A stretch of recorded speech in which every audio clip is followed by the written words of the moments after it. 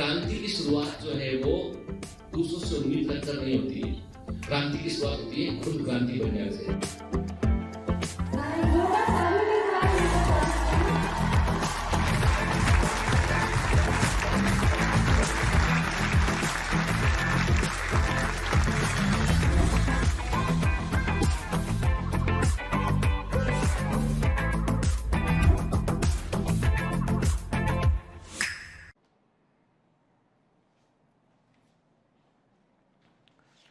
Hello commanders, welcome to Biomentors classes online. I am doctor Jitendra Singh. तो बेटा हम पढ़ रहे हैं इस समय इकोलॉजी, और इकोलॉजी में जिस चैप्टर को हम पढ़ रहे हैं वो है ऑर्गेनिज्म एंड पॉपुलेशन। तो लेक्चर नंबर 1 में हमने काफी बेसिक कॉन्सेप्ट को देखा हमने कि इकोलॉजी का मतलब क्या होता है। एक्चुअली में हम चैप्टर के सोल तक गए और समझने की कोशिश की कि इकोलॉजी का बाकी के जीवों से क्या संबंध है, फिजिकल इन्वायरमेंट क्या होता है, सीजनल चेंजेस क्या होते हैं, ठीक है, कोरियोलिस फोर्स क्या होता है। तो बहुत सारी हमने जो है वो बेसिक चीजों को हमने समझा, ठीक है ना।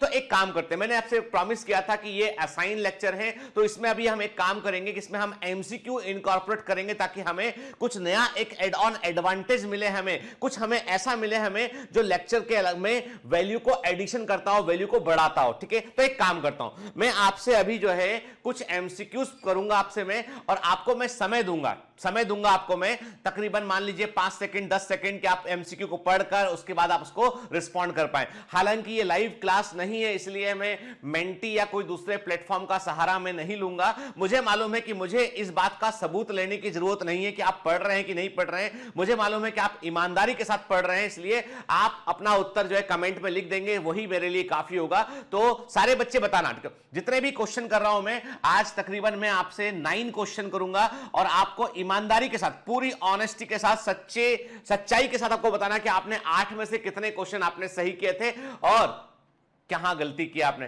हालांकि कुछ क्वेश्चन बिल्कुल फैक्चुअल हैं, और ये जो क्वेश्चन मैं आपको बताने जा रहा हूं ये क्वेश्चन जो है वो एग्जाम के ऑफ बिट क्वेश्चन है, जो अक्सर एग्जाम में पूछ लिए जाते हैं, और इनका कोई हमको जो है वो आसपास हमको जो जानकारी एनसीईआरटी में नहीं मिलती है, पर ये इंपॉर्टेंट क्वेश्चन है, ठीक है ना बेटा। चलिए, तो पहला क्वेश्चन आपके सामने स्क्रीन पर है ये, ठीक है, क्वेश्चन नंबर 1। तो पहला क्वेश्चन है, the branch of botany dealing with the distribution of plants on the earth surface is called, के बताइए वनस्पति विज्ञान की उस शाखा को बताइए जिसका संबंध, वनस्पति विज्ञान की उस शाखा को बताइए जिसका संबंध पृथ्वी की सतह पर पौधों के वितरण से है, ठीक है, ठीक। The branch of botany dealing with the distribution of plants on the earth surface is called. तो बताइए आंसर क्या है इसका, क्या आंसर होगा इसका, बताइए। यस, क्या आंसर होगा इसका? गलती मत करना, इकोलॉजी आंसर लगाया तो आपका आंसर है गलत, ठीक है। यदि आपने फाइटोलॉजी आंसर लगाया वो भी गलत है, फाइटो सोशियोलॉजी लगाया वो भी गलत है बेटा। एक्चुअली इकोलॉजी का संबंध होता है ऑर्गेनिज्म के अपने इन्वायरमेंट के साथ इंटरकनेक्शन से होता है, सारे जीव इसके अंदर शामिल होते हैं। फाइटोलॉजी बॉटनी का ही दूसरा सिनोनिम है बेटा, ठीक है ना। इसका आंसर है phytogeography. Answer is, correct answer क्या है बेटा? करेक्ट आंसर इसका है फाइटोजोग्राफी। तो C is the right answer, clear, ठीक है, C is the right answer. चलो नेक्स्ट क्वेश्चन पे आते हैं हम। अगला क्वेश्चन आपके सामने स्क्रीन पर है, मैं थोड़ा साइड हट जाता हूं। Palaeo ecology is referred to as the study of, palaeo ecology किसका अध्ययन है? पैलियो इकोलॉजी किसका अध्ययन है? अरे पैलियो वर्ड किसके लिए यूज करते हैं हम? बिल्कुल सही बात, पैलियो वर्ड किसके लिए यूज करते हैं? फॉसिल्स के लिए इस्तेमाल करते हैं हम। तो आंसर क्या आएगा इसका सही आंसर, क्या बात है, क्या आंसर आएगा इसका बेटा? इसका सही आंसर है बीटा, B is the right answer. के आंसर क्या है इसका बेटा? देखो देख लेते हैं इसका आंसर एक बार।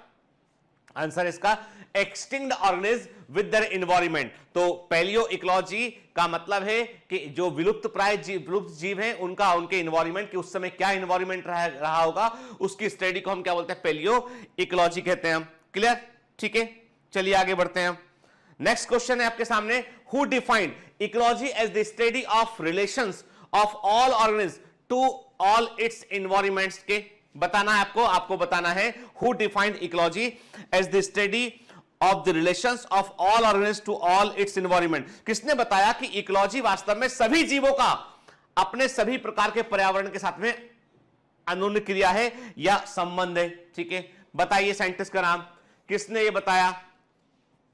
सोचिए और आंसर दीजिए इसका बेटा। इंपॉर्टेंट क्वेश्चन में से एक है ये, ठीक है, this is one of the important question. बताइए, सोचने का मैं पूरा वक्त दे रहा हूं आपको मैं, ठीक है ना। क्या आंसर होगा बेटा इसका? सोचिए, बताइए मुझे आंसर।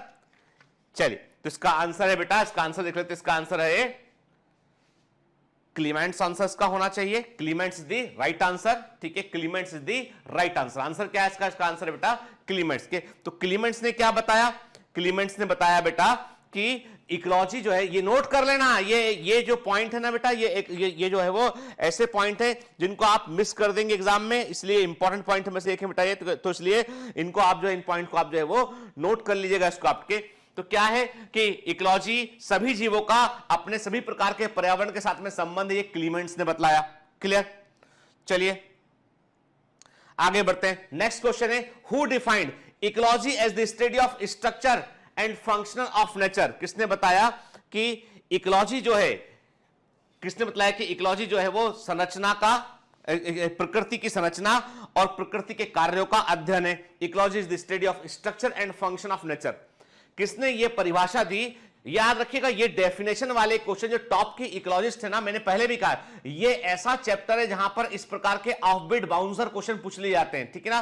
ठीक, तो आपको पता होना चाहिए बेटा कि किसने बतलाया कि प्रकृति की संरचना और उसके कार्यों के अध्ययन को ही इकोलॉजी कहते हैं। तो आंसर इसका है ओडम। आंसर क्या है बेटा? इसका आंसर है ईपी ओडम। ठीक है, लगाया आंसर। आंसर क्या है इसका? EP Odum. बी खुश हो गया क्योंकि तुमने सही आंसर दिया इसलिए। ठीक है, तुक्का मारा पर तुमने सही मारा तो सब खुश हो गया अभी। चलिए आगे बढ़ते। नेक्स्ट क्वेश्चन है, who defined ecology as the reciprocal relationship between organism and their environment? किसने पहली बार बताया? किसने बताया कि जो पर्यावरण विज्ञान या इकोलॉजी है वो जीवों का उनके पर्यावरण के साथ में जो है पारस्परिक संबंध है, पारस्परिक संबंध है। ये किसने बतलाया? बताइए। ठीक है, and this is one of the popular definition. बताइए किसने बतलाया कि इकोलॉजी जीवों का अपने पर्यावरण के साथ में पारस्परिक अंतर संबंध है। आप बोलोगे सर ऐसे कैसे क्वेश्चन? अरे बेटा यही तो फैक्चुअल क्वेश्चन है जो हम भूल जाते हैं, बाकी तो चीजें आप कर क्या हो गया लेक्चर में याद रहेंगी, पर ये इनको तो हमें एमसीक्यू से याद करना पड़ेगा। आंसर क्या? इसका आंसर है बेटा हैकल। ये पॉइंट नोट करने के हैं, समझ गए? कॉपी में जो बता रहा हूं, एमसीक्यू पूछ रहा हूं आपसे, इनको सीधा एक स्टेटमेंट बना के नोट कर लेना। ठीक है, आंसर क्या इसका? आंसर इसका है हैकल। ठीक है, अगेन बी। फिर The idea of food chain was introduced by the one of the following ecologists। ये एक्सपेक्टेड क्वेश्चन में से एक एग्जाम का, ये एग्जाम के एक्सपेक्टेड क्वेश्चन में से एक है। किसने जो है वो इकोलॉजी में फूड चेन का आइडिया दिया कि खाद्य श्रृंखलाएं होती है? इस आइडिया को पहली बार किसने दिया? और आपको पता होना चाहिए वही साइंटिस्ट जिन्होंने इकोलॉजिकल पिरामिड का कॉन्सेप्ट दिया इन्होंने। आंसर इसका है चार्ल्स एल्टन। नोट कर लेना ये पॉइंट भी। ठीक है, किस इकोलॉजिस्ट ने फूड चेन, खाद्य श्रृंखला का विचार दिया? आंसर इसका है एल्टन। ठीक है, आंसर अगेन आंसर एल्टन। बीटा बी आंसर आ गया इसका, एल्टन। ठीक है, नेक्स्ट क्वेश्चन है, which one of the following scientist is famous for his contributions in ecological researches? कौन सा ऐसा वैज्ञानिक है जो इकोलॉजिकल रिसर्चेज के फील्ड में, पारिस्थितिकी विज्ञान के अनुसंधान के लिए प्रसिद्ध है? याद रखिए आर.एन. सिंह का संबंध, ये इंडियन साइंटिस्ट के नाम दे रखे यहां पे, आर.एन. सिंह का संबंध है blue green algae, nitrogen fixation in blue green algae. Note कर लेना, ये इंडिया के टॉप साइंटिस्ट हैं, है ना, टॉप साइंटिस्ट हैं, और इनके बारे में जिक्र कम देखने मिलता है। तो कभी कभी अब ये एमसीक्यू कहां से? ये एमसीक्यू बीएचयू का है, लेकिन ये ऐसा एमसीक्यू जो आपके नीट के अंदर भी पूछ सकते हैं, आपसे पता होना चाहिए। तो आर.एन. सिंह जो है वो ब्लू ग्रीन एल्गी साइनोबैक्टेरिया में नाइट्रोजन फिक्सेशन को बताया। M S. Swaminathan, father of green revolution in India के। बी.एम. जोहरी जो है वो उन्होंने माइसेटोलॉजी के फील्ड में काम किया। इन्होंने प्लांट्स में रस्ट और स्मट की स्टडी को किया इन्होंने। तो बेसिकली ये प्लांट पैथोलॉजिस्ट हैं। ठीक है, और आर.डी. मिश्रा इकोलॉजिस्ट है। ठीक है, रामदेव मिश्र जो है वो फेमस इकोलॉजिस्ट है इंडिया के। नेक्स्ट क्वेश्चन, तो आंसर इसका गया Ramdev Mishra, R D. Mishra. Next question है आपके सामने, who defined ecology as the study of form, function and factor? Very very important के ये this is very very important question. एक मिनट आगे बढ़ता। हाँ, किसने बताया? Who defined ecology as the study of form, function and factor? ये 3F definition बोलते हैं इसको क्या बोलते हैं? इसको 3F डेफिनेशन कहते हैं। ये किसने दिया? तो वेरी वेरी इंपॉर्टेंट क्वेश्चन है बेटा। आंसर इसका क्या है? बिल्कुल सही, इसका आंसर है Ramdev Mishra, R Mishra. Answer is C, Mishra is the right answer. Clear? ठीक है, चलिए, तो अभी हमने क्या किया बेटा, अभी हमने जो है वो मुझे लगता है कि हमने शायद पूरे जो है वो 9 क्वेश्चन पूरे हमने देख लिए यहां पे हमने। हाँ ठीक है, हमने ऑलमोस्ट जो है वो क्वेश्चंस को देखा, हमने कुछ बड़े इंपॉर्टेंट क्वेश्चंस को देखा हमने जो एग्जाम में पूछे जाते हैं बेटा, ठीक है ना, क्लियर। तो आपको इन देखो अभी तो क्या है, चूंकि पहला लेक्चर था तो फैक्चुअल चीजें हुई थी वहां पे, तो उन फैक्चुअल चीजों के बारे में हमने बात किया, लेकिन अपकमिंग लेक्चर में हम ऐसे क्वेश्चंस को लेक्चर के पहले लेंगे जो ऑफबीट क्वेश्चन है, इंपॉर्टेंट क्वेश्चन है, जिनमें इंफॉर्मेशन है और उसको आपको याद रखना है, ठीक है ना बेटा, ठीक है। बाकी डीपीपी आपको सॉल्व करते रहना है, टेस्ट आपको देते रहना है बेटा, परफॉर्मेंस शीट पढ़ना है आपको, और अभी आपको जो है वो मैंने आपसे कहा जो बुकलेट्स मिलते हैं आपको चैप्टर वाइज, उनको भी आपको बड़े ध्यान से पढ़ना है। तो आज के लेक्चर में, आज के असाइन लेक्चर में हम क्या पढ़ने वाले हैं बेटा, आज के असाइन लेक्चर में हम पढ़ने वाले हैं, लेक्चर नंबर 2 में हम पढ़ने वाले हैं इन्वायरमेंटल फैक्टर्स क्या होते हैं, what is the meaning of climatic factor, topographic factor, edaphic factor क्या होता है के, और जो है इसके अलावा हम बात करते हैं बेटा कि बायोटिक फैक्टर क्या होता है, फैक्टर्स के बारे में बात करेंगे, वेदर क्या होता है, क्लाइमेट क्या होता है, कोरिलेस फोर्स और हीट रिडिस्ट्रीब्यूशन क्या होता है, बायोम टाइप क्या होते हैं, क्लाइमेटिक कंडीशन के अकॉर्डिंग बायोम्स कैसे बनते हैं। आज का लेक्चर बड़ा इंपॉर्टेंट लेक्चर है, special and time scale environment का क्या होता है, role of organism and population, इस पर हम बात करेंगे बेटा, क्लियर, ठीक है। तो जो है इन क्वेश्चंस को बेटा हम आगे देखेंगे हम, ठीक है, क्लियर, चलिए ना। तो अभी लेक्चर को हम आगे कंटिन्यू करते हैं बेटा, आगे हम लेक्चर को कंटिन्यू करते हैं अभी, क्लियर, ठीक है, चलिए ना। तो लेक्चर को बड़े ध्यान से सुनना है बेटा, है ना, इंपॉर्टेंट चीजों पर फोकस करना है, फिर डीपीपी लगाना है। अगले लेक्चर में मैं आपसे लेक्चर के पहले मिलूंगा ना, तो आपसे मैं इस लेक्चर के और लेक्चर नंबर 1 के ऊपर बेस्ट कुछ टिपिकल एमसीक्यूज पर बात करूंगा, जो इंपॉर्टेंट एमसीक्यूज हो उस पर बात करेंगे हम, और कुछ ऑफबीट एमसीक्यू लेंगे जिससे इंफॉर्मेशन हमारे पास दिमाग में स्टोर हो जाए, क्लियर। चलिए तो पढ़िए बेटा, मेहनत करते हैं।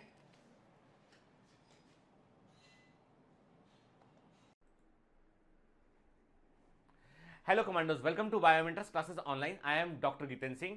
हम पढ़ रहे हैं इकोलॉजी में फर्स्ट चैप्टर है ऑर्गेनिज्म एंड पॉपुलेशन, जिसमें लेक्चर नंबर 1 में हमने देखा था कि इकोलॉजी का मतलब क्या होता है, टर्म का मतलब क्या होता है, फिजिकल इन्वायरमेंट का मतलब क्या होता है, और जीवित जीवों का अपने फिजिकल इन्वायरमेंट से क्या इंटर रिलेशनशिप होता है, उसकी स्टडी को हमने इकोलॉजी कहा था। हमने वेरियस एस्पेक्ट पर बात किया था, हमने देखा था कि एक लिविंग ऑर्गेनिज्म का अपने नेचर में, अपने पर्यावरण में, अपनी प्रकृति में उसका काम क्या होता है।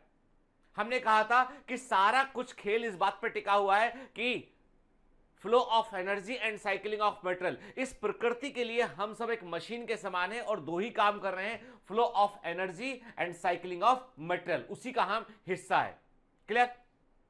तो आज उन्हीं कॉन्सेप्ट पे बेटा हम आगे बढ़ते हैं। पिछली बार जहां मैंने बात खत्म की थी, मैंने आपसे कहा था कि मौसम कैसे आते हैं, मैंने आपको सीजनल वेरिएशंस के बारे में बतलाया था। मैंने आपको बतलाया था कि जो है वो पृथ्वी अपने अक्ष पर घूम रही है, अपने एक्सिस पे जो है वो झुकी हुई है और सन का चक्कर काट रही है, और इससे हमने कहा था सीजनल वेरिएशन देखने मिलते हैं। रेनफॉल पैटर्न और टेम्परेचर वो डिसाइड करता है किस तरह का हैबिटेट होगा, किस तरह का आवास कहीं प्रेजेंट रहेगा। तो चलिए आज हम जो है उस चीज को थोड़ा सा डिटेल में देखेंगे, लेकिन उसके पहले आप मुझे कुछ क्वेश्चंस का आंसर देंगे। नंबर 1 पहला क्वेश्चन ये है कि किसने who propose term ecology, ecology शब्द को देने वाले साइंटिस्ट का नाम बताइए, ठीक है। Who called ecology as a hexicology, के किसने इकोलॉजी को हेक्सिकोलॉजी कहा, clear. What is the meaning of ecosystem, ecosystem का मतलब क्या होता है। What is the meaning of biological community, biological community का मतलब क्या होता है, आप मुझे बताएंगे, ठीक है, क्लियर। आपके सामने 4 छोटे छोटे क्वेश्चन है कि इकोलॉजी का मतलब क्या होता है, इकोलॉजी टर्म किसने दिया था, name of the scientist who propose term ecology, who called ecology as hexicology, ecosystem का मतलब क्या होता है, and what is the definition of biological community. ये प्रश्नों का आप मुझे उत्तर देंगे, कमेंट में लिख भेजेंगे, क्लियर। चलिए तो देखिए, मैंने आपसे पहले भी कहा था कि चैप्टर थोड़ा सा जो है वो समझ लीजिए कि इट्स अ बिग स्टोरी, एक बड़ी कहानी के समान है, और जब तक इसको हम एक स्टोरी समझकर नहीं पढ़ेंगे, नहीं समझेंगे, चैप्टर में मजा नहीं आएगा, ऐसा लगेगा कि बोर एक पता नहीं क्या लिखा हुआ चल रहा है के। तो हमें बोर्डम में नहीं पढ़ना है, हमें कॉन्सेप्ट को समझना है। और मैं कह रहा हूं कि ये चैप्टर जब मैं खत्म करूंगा, ये आपके दिल के सबसे करीब चैप्टर में से एक होगा, ये मैं कह रहा हूं आपसे, इसलिए अपना वक्त दीजिए मेरे को। देखिए, तो इसमें हम पढ़ेंगे organism and population, then ecosystem, then biodiversity and conservation, last में पढ़ेंगे इन्वायरमेंटल इश्यूज के। तो अभी हम पढ़ रहे हैं ऑर्गेनिज्म एंड पॉपुलेशन, ठीक है। चलिए, अब पिछली क्लास के छोटे कुछ बेसिक कॉन्सेप्ट को हम रिकॉल करते हैं। मैंने आपसे कहा कि एक जीवित जीव वहां से वो अपने पर्यावरण से इंटरेक्शन करता है। देखिए, एक सिंगल ऑर्गेनिज्म भी अपने फिजिकल इन्वायरमेंट से इंटरेक्शन करता है, और उस फिजिकल इन्वायरमेंट में क्या शामिल है? एटमॉस्फेयर का निचला हिस्सा, लिथोस्फेयर का ऊपरी हिस्सा और हाइड्रोस्फेयर, ठीक है। और उससे एक वर्किंग सिस्टम बनता है, और उस वर्किंग सिस्टम को हम इकोसिस्टम कहते हैं। तो एक इंडिविजुअल, एक ऑर्गेनिज्म है, और उस जैसे ऑर्गेनिज्म जो एक एरिया में कई सारे प्रेजेंट है, सेम ऑर्गेनिज्म का जो टोटल नंबर जो एक पर्टिकुलर क्षेत्र में प्रेजेंट है वहां की पॉपुलेशन कहलाएगा। जैसे टाइगर पॉपुलेशन की बात करें हम, पीकॉक पॉपुलेशन की बात करें हम, ह्यूमन पॉपुलेशन की बात करें, तो एक जैसे एक इंडिविजुअल है, एक ऑर्गेनिज्म है, उसके जैसे और भी ऑर्गेनिज्म जो उस एरिया में प्रेजेंट है वो एक लोकल पॉपुलेशन को बनाएंगे, और ऐसे कई तरह के जीव वहां प्रेजेंट होंगे। जब सेवरल, मैंने आपसे कहा ना कि एक जगह पर एक जंगल है, उस जंगल में टाइगर की पॉपुलेशन प्रेजेंट है, हिरन की पॉपुलेशन प्रेजेंट है, रैबिट की पॉपुलेशन प्रेजेंट है, मंकीज की पॉपुलेशन प्रेजेंट है, मोर की पॉपुलेशन प्रेजेंट है, ह्यूमन पॉपुलेशन भी मान लो प्रेजेंट है। तो ऐसे कई सारी डिफरेंट पॉपुलेशन जब एक एरिया में प्रेजेंट होती है तो उससे क्या होता है? उससे बनता है बायोलॉजिकल कम्युनिटी बनता है। तो जब हम बायोलॉजिकल कम्युनिटी वर्ड यूज करते हैं, मतलब we are talking about the different kind of population in an area, तो वहां पर हम एक क्षेत्र में अलग अलग जीवों की पॉपुलेशन का बात कर रहे होते हैं के, और वो बायोटिक कम्युनिटी, बायोलॉजिकल कम्युनिटी अपने फिजिकल इन्वायरमेंट से इंटरेक्ट करती है और उससे एक वर्किंग सिस्टम बनता है, उसे हम इकोसिस्टम कहते हैं। तो इकोसिस्टम क्या होता है बेटा, समझ लीजिए। आपकी इकोसिस्टम वो मशीनरी है जिससे पूरा इकोलॉजी चल रहा होता है। मतलब जैसे मैंने सांस लिया, सांस को छोड़ा, पानी को पिया मैंने, ठीक है, व्यक्ति ने यूरिन किया, यूरिन को पास किया, तो ये सब क्या, ये फिजिकल एनवायरनमेंट से इंटरेक्शन का ही हिस्सा है। तो इसमें क्या होता है कि एक जीवित जीव, उसके जैसे जीव, कई सारे वैसे जीव अपने फिजिकल एनवायरनमेंट से इंटरेक्शन करते हैं, तो एक वर्किंग सिस्टम बनता है, उसे हम इकोसिस्टम कहते हैं। और इस इकोसिस्टम का दो ही काम होता है, clear, let be clear one thing, कि इकोसिस्टम का दो ही काम होता है, flow of energy and cycling of material, ठीक है। मतलब ऊर्जा का प्रवाह करना और पदार्थों का पुनर्चक्रण करना, और सारी घटनाएं इन दोनों काम को करने के दौरान होती हैं, ठीक है। फिर ऐसे इकोसिस्टम जो बड़े साइज के होते हैं, जिनकी अपनी नेचुरल बाउंड्री होती है, प्राकृतिक सीमा रेखाएं होती हैं, उन्हें हम बायोम कहते हैं। जैसे ट्रॉपिकल रेन फॉरेस्ट एक बायोम है, सवाना एक बायोम है, ग्रासलैंड एक बायोम, घास के मैदान एक बायोम है। तो जो बड़े इकोसिस्टम होते हैं उनको हम बायोम कहते हैं। और ऐसे कई सारे डिफरेंट टाइप के बायोम जो हमारी अर्थ पर प्रेजेंट है, जहां लाइफ प्रेजेंट है, वो बायोस्फीयर को बनाते हैं। तो ये जो है ना, ये जो लेवल है बेटा, के ये लेवल दिमाग में रखना है मुझके, individuals, population, community, ecosystem, biome and biosphere. Concept should be very very clear, क्योंकि क्वेश्चन यहां पे कंफ्यूजिंग आता है इकोलॉजी में, याद रखना, ठीक है। चलिए, मैं आपको क्लियर कर दूं, मैं बहुत सारी जगह पर आपको बियॉन्ड एनसीईआरटी जाकर भी इकोलॉजी के कॉन्सेप्ट समझाऊंगा। कारण उसके पीछे ये है कि ये चैप्टर बहुत वास्ट है। जो एनसीईआरटी में लिखा है वो तो 100% कवर करना ही है, लेकिन there are lots of concept which are between the lines of NCERT और just around the concept of NCERT. Please बेटा, ठीक है, इसलिए अपना ज्ञान मेरे को मत देना, जो बोल रहा हूं उसको फॉलो करते रहना।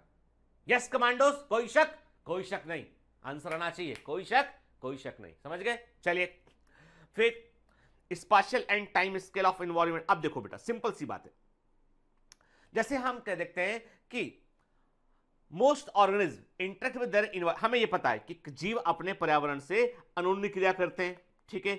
Several spatial and time scale के, स्पेशियल का मतलब होता है, स्पेशियल का मतलब होता है बेटा स्पेस, ठीक है, जगह, ठीक है ना।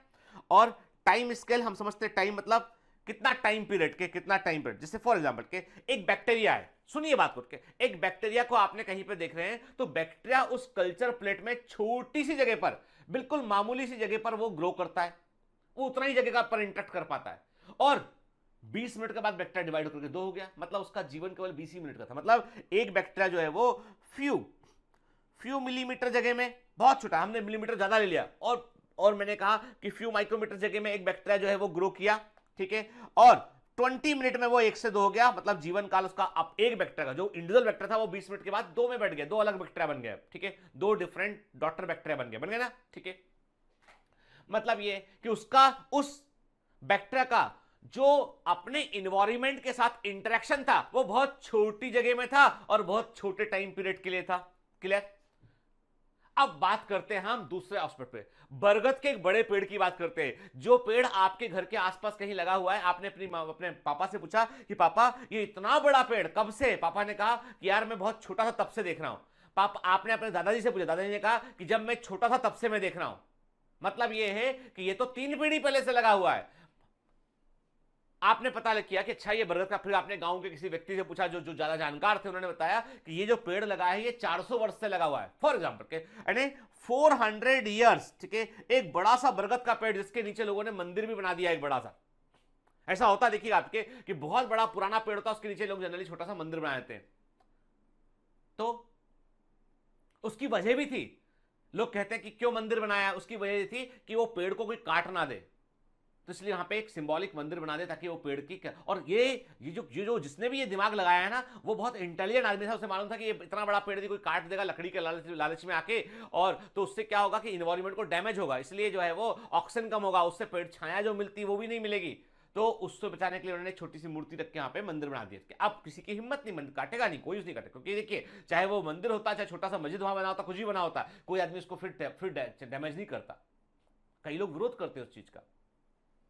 कहने का मतलब यह है कि एक बरगद का बड़ा सा 400 वर्ष पुराना पेड़ जो है घर के पास आपके है, और आप देख रहे हो कि इतना बड़ा पेड़ है कि पूरे कई बड़े एरिया में फैला हुआ है। और कितना बड़े यानी कितने आप जब उसके पेड़ के नीचे आते हैं तो छाया में आप खेलते रहते हैं दिन भर, कई सारे बच्चे वहां बैठे रहते हैं, लेकिन जो है वो इतना बड़ा पेड़ है, सबको छाया मिल रही होती है उसकी। इसका मतलब ये area of interaction is much bigger, time period जितना वो इंटरेक्शन कर रहा है वो बिगर है। चलिए हम बात करते हैं, हम मनुष्य कितना अपने एनवायरनमेंट से इंटरेक्ट करते हैं, हमारा जितना एरिया है। भाई हम किससे, जैसे मैं हूं भाई, मैं कहीं मान लो फ्लाइट में ट्रेवल करूं, ट्रेन में ट्रेवल करूं, मैं एक सीट पर तो बैठ सकता हूं, ठीक है, यहां खड़ा हूं उतनी इस जगह पे रह सकता हूं मैं, है ना। मेरे को बहुत बड़ा, मतलब मैं बरगद के पेड़ से बड़ा नहीं हूं। जो लोग कहते हैं आपका नाम बड़ा है, लोग आपको जानते, नाम बड़ा है, नाम स्यूडो है, समाज का, ये असली सच नहीं है। और जो अपने नाम को लेकर, अपने फेम को लेकर, अपने आत्म मुग्ध होकर अपनी खुद की तारीफ को लेकर जो व्यक्ति भ्रम में रहता है, उससे बड़ा पागल कोई नहीं है। सच्चाई तो यह है ये चीजें एग्जिस्ट ही नहीं करती बेटा। सच्चाई तो यह है कि एग्जिस्ट करता है कि हम एक दूसरे के लिए क्या करते हैं, एग्जिस्ट करता है कि समाज में हमने क्या दिया, क्या लिया नहीं एग्जिस्ट करता। लेने वाले तो बहुत हजारों लोग हैं, देने वाला कौन है। एग्जिस्ट करता है हमारा अपना मोरल कंपास कि हम जो है वो समाज में क्या करना चाहते हैं, कि हम सब बेहतर दुनिया देखने जाएंगे तो बेहतर दुनिया बनेगी। तो मैं छोटा सा मनुष्य जो है छोटी सी जगह में इंटरेक्ट करता हूं, मेरा अपना एक, मान लो कई व्यक्ति है 60 ईयर 70 ईयर 80 ईयर, मतलब मैंने कहा ऑन एन एवरेज 75 ईयर जीता है व्यक्ति के, तो वो 75 साल इंटरेक्ट करता है। बरगद का पेड़ 400 साल इंटरेक्ट कर रहा है। तो टाइम स्केल की बात करें हम, कितना आपने अपने एनवायरमेंट से इंटरेक्ट किया, वो टाइम स्केल वेरी करता है जीवों का। एक ही पॉपुलेशन में भी वेरी करता है, कितने एरिया में इंटरेक्ट किया वो भी वेरी करता है। जैसे एक, मैं नाम भूल रहा हूं उनका, एक बड़े महान व्यक्ति, देखिए महानता, आप यदि सोचते हैं ना कि महानता कभी भी जो है वो, आपको बहुत सारी बातें सुननी पड़ेंगी इस लेक्चर के दौरान, और आपको नहीं अच्छा लगता है तो आप बिल्कुल जा सकते हैं, क्योंकि ये लेक्चर जो है वो इन्वायरमेंट के बारे में, इकोलॉजी के बारे में पढ़ना है, तो आपको यहां पर सीखना बहुत कुछ है। It should be connect with your soul. तो एक बड़े महान व्यक्ति है महाराष्ट्र के आसपास कहीं के, मैं नाम भूल रहा हूं उनका, तो उन्होंने क्या काम किया, वो बड़े नॉर्मल टाइप के, गरीब से मतलब ऐसे नॉर्मल गांव के रहने वाले व्यक्ति है। वो सिर्फ इतना काम करते हैं, जब वो घूमने निकलते हैं, कहीं सुबह सुबह टहलने आते हैं, तो अपनी झोली में खूब सारे बीज डालते हैं, ठीक है, खूब सारे सीड डालते हैं, अलग अलग पेड़ों के, बबूल के, इसके उसके जो होते हैं, इमली के बीज, इसके बीज, आम के बीज, वो डालते हैं बड़ी थैली में, और जहां जहां देखते हैं खाली जगह वहां वो सड़क किनारे डालते हुए आगे बढ़ाते हैं। फिर देखा उन्होंने कि जो अपने आसपास की जगह काफी कवर कर लिए, तो साइकिल लेके निकले, वो साइकिल से जाके उन्होंने डाले, फिर बस पकड़ के डाले उन्होंने, और उन्होंने अकेले व्यक्ति ने जो है वो कई हजारों पेड़ लगा दिए उन्होंने। कहा जाता तकरीबन 1 लाख के आसपास 98,000 और 99,000 बड़े ट्री वो प्लांट कर चुके हैं, और उसके बाद लगातार गिनती जारी है, भी काम जारी है, काम रुका नहीं काम। This man is definitely bigger than all of us, के वो आदमी हम सबसे बहुत आगे, बहुत बड़ा है, क्योंकि उसने कितने सारे फिजिकल स्पेस में उसने, हम सब स्वार्थी हैं, हम अपना सोचते हैं, देखो बेटा, हम बोल रहा हूं मतलब मैं कॉमन बात कर रहा हूं, ठीक है ना, आप उसको बुरा नहीं मानना। हम लोग बहुत सेल्फ कंटेंट है हम लोग, हमको लगता है कि ये मेरा हो गया मतलब हो गया बस, ठीक है, अब दूसरे के लिए मेरे को ज्यादा चिंता नहीं करनी। और जिस दिन हम ये सेल्फिश एटीट्यूड को छोड़कर जो है वो समाज के बारे में, दूसरे जीवों के बारे में, पर्यावरण के बारे में सोचेंगे, उस दिन मैं ये नहीं बोलता हूं कि बड़ा नाम मिलेगा, मैं इतना जरूर बोलता हूं, सुकून मिलेगा। और सुकून की कीमत दुनिया में कोई नहीं दे सकता है, नोबडी कैन गिव। समझ गए बात को? चलिए, तो आप बोलोगे सर आपको बहुत मौका मिलेगा इस समय बोलने का, तो चलिए आगे बढ़ते हैं, है ना। देखो ऐसा है यार कि देखो बेटा, मैं केवल पढ़ा नहीं रहा हूं, मतलब मेरे साथ में भारत के बहुत सारे ऐसे बच्चे हैं जो देश का भविष्य बदलने की क्षमता रखते हैं, कि जो इस देश में जात पात, धर्म, ठीक है, आर्थिक आधार, इन सब भेदभाव को दूर रखकर जो इस देश की तरक्की में, पूरी दुनिया की तरक्की में जो रोल प्ले कर सकते हैं। मैं तो कहता हूं पूरा विश्व एक है, सारी सीमाएं हमारी अपनी मतभेद से बनाई हुई सीमाएं हैं, पूरा विश्व एक है, पूरा मानव सभ्यता एक है, पूरा ह्यूमन रेस एक है। किस बात का युद्ध है, किस बात का वॉर है, किस बात की नफरत है? सब नकली है, सब नकली है, सब छदम है। चलिए, आप देख रहे हैं यहां पे कि देखो, अब हमारे पास कुछ ग्राफ है बैठ के, देखिए वर्ड्स इन एन लोकेशन। एक तरफ ग्राफ में एक आपको दिखाई पड़ रहा है कि एक ग्राफ है, इसमें हमने क्या देख रहे हैं, हम देख रहे हैं कि टेम्परेचर इन एक लोकेशन है, उसमें टेम्परेचर, ये तापमान को शो कर रहा है, टेम्परेचर को शो कर रहा है के, और ये शो कर रहा है जो है वो वर्ड इन उस लोकेशन पे कितने पक्षी वहां पर पाए जाते हैं के। तो गौर से देखिएगा आपके, ये जो ग्राफ है वो क्या शो करता है, ये ग्राफ शो करता है आपसे कि वहां पर जिस जगह पर वर्ड्स प्रेजेंट हैं उस लोकेशन का टेम्परेचर क्या है डिग्री सेल्सियस में। हमने उसको इंडिपेंडेंट टेम्परेचर, इंडिपेंडेंट राशि, उसको हमने एक्स एक्सिस पे रखा मिनट के, और पॉपुलेशन वर्ड को हमने वाई एक्सिस पे रखा। और हम क्या बताने की कोशिश कर रहे हैं कि किस टेम्परेचर पर वर्ड की पॉपुलेशन अधिक होगी, वर्ड उस लोकेशन पर रहने की कोशिश करेंगे या नहीं करेंगे। तो हमने क्या देखा, हमने देखा कि जब टेम्परेचर लोअर साइड था, लोअर टेम्परेचर था, वर्ल्ड पॉपुलेशन कम थी। जब टेम्परेचर हायर साइड था, वर्ल्ड की पॉपुलेशन जो है वो तब भी कम थी। मतलब there is an optimum temperature, एक ऑप्टिमम टेम्परेचर था। इस ऑप्टिमम टेम्परेचर पर वर्ल्ड की पॉपुलेशन सबसे अधिक थी। यदि लोकेशन एक्स पर तापमान जो है, लोकेशन एक्स पर तापमान ऑप्टिमम होगा, जो उस पर्टिकुलर वर्ल्ड की ग्रोथ के लिए बेहतर तापमान होगा, तो वहां पे पॉपुलेशन आपको अधिक देखने मिलेगी, और वहां पे उस जगह पर फिजिकल इंटरेक्शन वर्ड्स का अधिक आपको देखने मिलेगा। इसका मतलब यह हुआ, समझना है विराट के, temperature affecting the population of an area.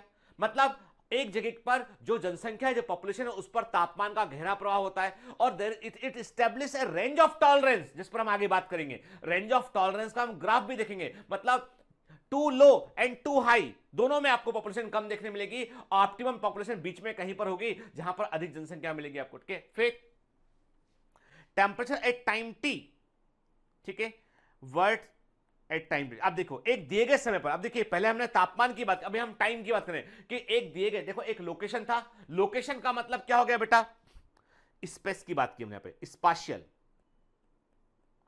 Space की बात की। जब हमने बात की टाइम की, तो हमने क्या बोला, टाइम स्केल की बात की। तो ये स्पाशियल स्केल हो गया बेटा, और ये टाइम स्केल हो गया। तो आप यहां पे क्या देख रहे हैं कि एक पर्टिकुलर टाइम में बर्ड की पॉपुलेशन क्या हुआ, जैसे तापमान बढ़ा, वर्ल्ड की पॉपुलेशन बढ़ेगी, और उसके बाद फाइनली तापमान और टेम्परेचर और अधिक बढ़ेगा, पॉपुलेशन फिर नीचे की ओर पॉपुलेशन आने लगेगी इसकी, के वर्ड वहां से माइग्रेट कर जाएंगे या खत्म हो जाएंगे इसके।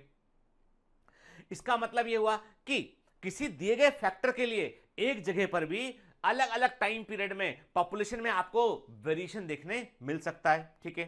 चलिए अब क्या लिखा है, a single bacterium in soil for example interact with air and water with in a fraction of cubic centimetre space, बहुत छोटी जगह में इंटरेक्ट करता है। On the other hand, a tree interact with a large volume of air, water and soil at a large spatial scale. मतलब ये कि bacteria और ट्री में आपने कंपेयर किया, आपने कहा स्पेस इंटरेक्शन का जो फिजिकल इन्वायरमेंट से जो इंटरेक्शन की जगह है उसका फर्क है, ठीक है।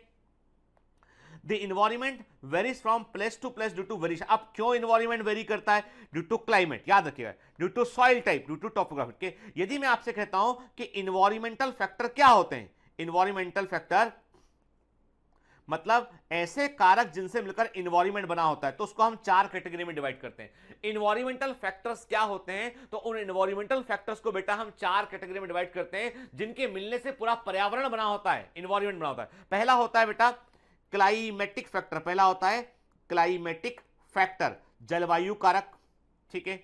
दूसरा होता है इसके बाद topographic factor, geographic reasons, topographic factor कि कितनी ऊंचाई पर है, समुद्र तल से कितनी ऊंचाई पर प्रेजेंट है, ढाल कैसा है, वहां का स्लोप कैसा है, सनलाइट को फेस करने वाला एरिया है या सनलाइट को फेस नहीं करता है, ठीक है, टोपोग्राफिक फैक्टर। तीसरा होता है एडेफिक फैक्टर,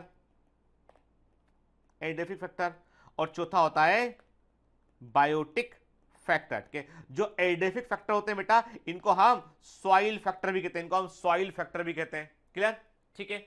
तो मतलब यह है कि जीवों के जीव जो हैं वो अपने पर्यावरण से इंटरेक्शन करते हैं, और इन्वायरमेंटल फैक्टर्स जो होते हैं उनको 4 कैटेगरी में डिवाइड किया हमने। नंबर 1 क्लाइमेटिक फैक्टर के, क्लाइमेटिक फैक्टर में 2 चीजें आ रही हैं, जल, हिंदी में बोलते हैं जल वायु, मतलब रेनफॉल, ठीक है, मतलब हम प्रेसिपिटेशन बोल सकते हैं, रेनफॉल या स्नोफॉल की बात करें हम, ठीक है। हम बात करते हैं विंड, टेम्परेचर, ठीक है, तापमान हुआ, रेनफॉल हुआ, विंड वेलोसिटी हुआ वहां काट के, ये सब जो है वो जलवायु, वेदर में, ये किस में करता है, क्लाइमेटिक फैक्टर में आता है।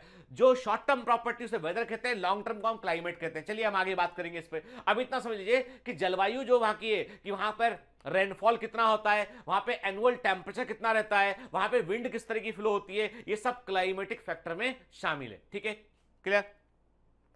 फिर बात करते हैं टोपोग्राफिक फैक्टर की, बात करते हैं। टोपोग्राफिक फैक्टर में बेटा क्या शामिल है, इसमें शामिल है एल्टीट्यूड ऑफ माउंटेन, जिस जगह पर आप प्रेजेंट है वहां कितनी ऊंचाई पर, आपके समुद्र तल से आप कितनी ऊंचाई पर प्रेजेंट है, एल्टीट्यूड की बात करते हैं।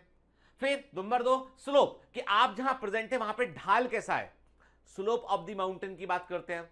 फिर बात करते हैं कि जहां पर आप प्रेजेंट है वो एरिया सन को फेसिंग है या नहीं है, सनलाइट को फेस करता है या सनलाइट को फेस नहीं करने वाला एरिया, उसकी बात करते हैं, ठीक है। रेन शेडो एरिया है या रेन रिसीविंग एरिया है, हर माउंटेन, हर ऊंचे जगह पर एक एरिया में पानी अधिक गिरता है, एक एरिया में पानी कम गिरता है। ये सारी जो बातें जो मैं कह रहा हूं, ये 6th-7th क्लास की ज्योग्राफी है ये। अब आपने वो भी ठीक से नहीं पढ़ा है तो आपका दोष है, ये 6th-7th क्लास की ज्योग्राफी है, ठीक है। फिर एडेफिक फैक्टर की बात करते हैं, मतलब सॉइल फैक्टर की बात करते हैं कि मिट्टी किस तरह की प्रेजेंट है, मिट्टी में ह्यूमस कंटेंट मतलब ऑर्गेनिक कंटेंट कितना है, मिट्टी में मिनरल्स किस तरह के हैं, क्लियर, किस तरह की मिट्टी है, नदी के द्वारा बहाकर लाई गई मिट्टी है या हवा के द्वारा उड़ाकर लाई गई मिट्टी है या अपने आप उसी जगह पर बनने वाली रेसिडुअल सॉइल है, सॉइल का टाइप क्या है, इस पर बात करते हैं एडेफिक फैक्टर में, ठीक है। फिर आता है बायोटिक फैक्टर कि दूसरे जीव वहां पे किस तरह के प्रेजेंट है और एक जीव का दूसरे जीव से किस तरह का संबंध है, सिम्बायोसिस है, प्रीडेशन है, शिकार है, किस तरह का संबंध है, उसकी स्टडी हम बायोटिक फैक्टर में करते हैं, क्लियर, ठीक है। तो याद रखिए जो हमारा जीवन है ना वो एक्चुअली में इन्वायरमेंट है, हमारा पर्यावरण ही हमारा जीवन है। For example, can you imagine your life without air, बगैर वायु के, बगैर ऑक्सीजन के, बगैर ऑक्सीजन के आप जीवन को इमेजिन कर सकते हैं क्या? नहीं। आप पाएंगे कि केवल कुछ बैक्टीरिया को छोड़ के, कुछ एनारोबिक बैक्टीरिया को छोड़ के, अवायवी जीवाणु को छोड़ के सब खत्म हो जाएंगे, कोई नहीं बचेगा। Oxygen is important. मतलब ये ऑक्सीजन आती कहां से? ग्रीन प्लांट से, तो प्लांट इंपॉर्टेंट है। प्लांट ऑक्सीजन कहां से लेते हैं? वो रिलीज करते हैं फोटोसिंथेसिस में। कैसे? फोटोसिंथेसिस में। फोटोसिंथेसिस के लिए एनर्जी कहां से आती है? सन से आती है। सब कनेक्टेड है आपस में, कुछ भी अलग, यानी यदि आप सूर्य को गॉड कह देते हैं तो हो सकता है कि आपके गॉड को लेके बहुत सारे अलग अलग मत हो, पर मैं कहता हूं कि सूर्य इंपॉर्टेंट तो है जीवन के लिए, जीवन ऊर्जा का स्रोत है वो। हरा पौधा इंपॉर्टेंट है कि जीवन ऊर्जा का वो स्रोत है वो। सनलाइट को कैप्चर करके उसने यूटिलाइजेबल फॉर्म में केमिकल एनर्जी में कन्वर्ट किया उसने। Can you imagine your life without food? अब ये फूड क्या है? फूड है ग्रीन प्लांट, यदि आप शाकाहारी हैं, ग्रीन प्लांट, पत्तियां, फल, सब्जियां। मांसाहारी हैं तो इनके अलावा दूसरे एनिमल कुछ तो खाते होंगे। मतलब you can not imagine life without food, without air. Can you imagine life without water? नहीं। अब ये सब वाटर हुआ, फूड हुआ, ये किस में आ रहा है? सब आ रहा है ये इन्वायरमेंट के अंदर। मतलब our environment is our life, it is absolutely true.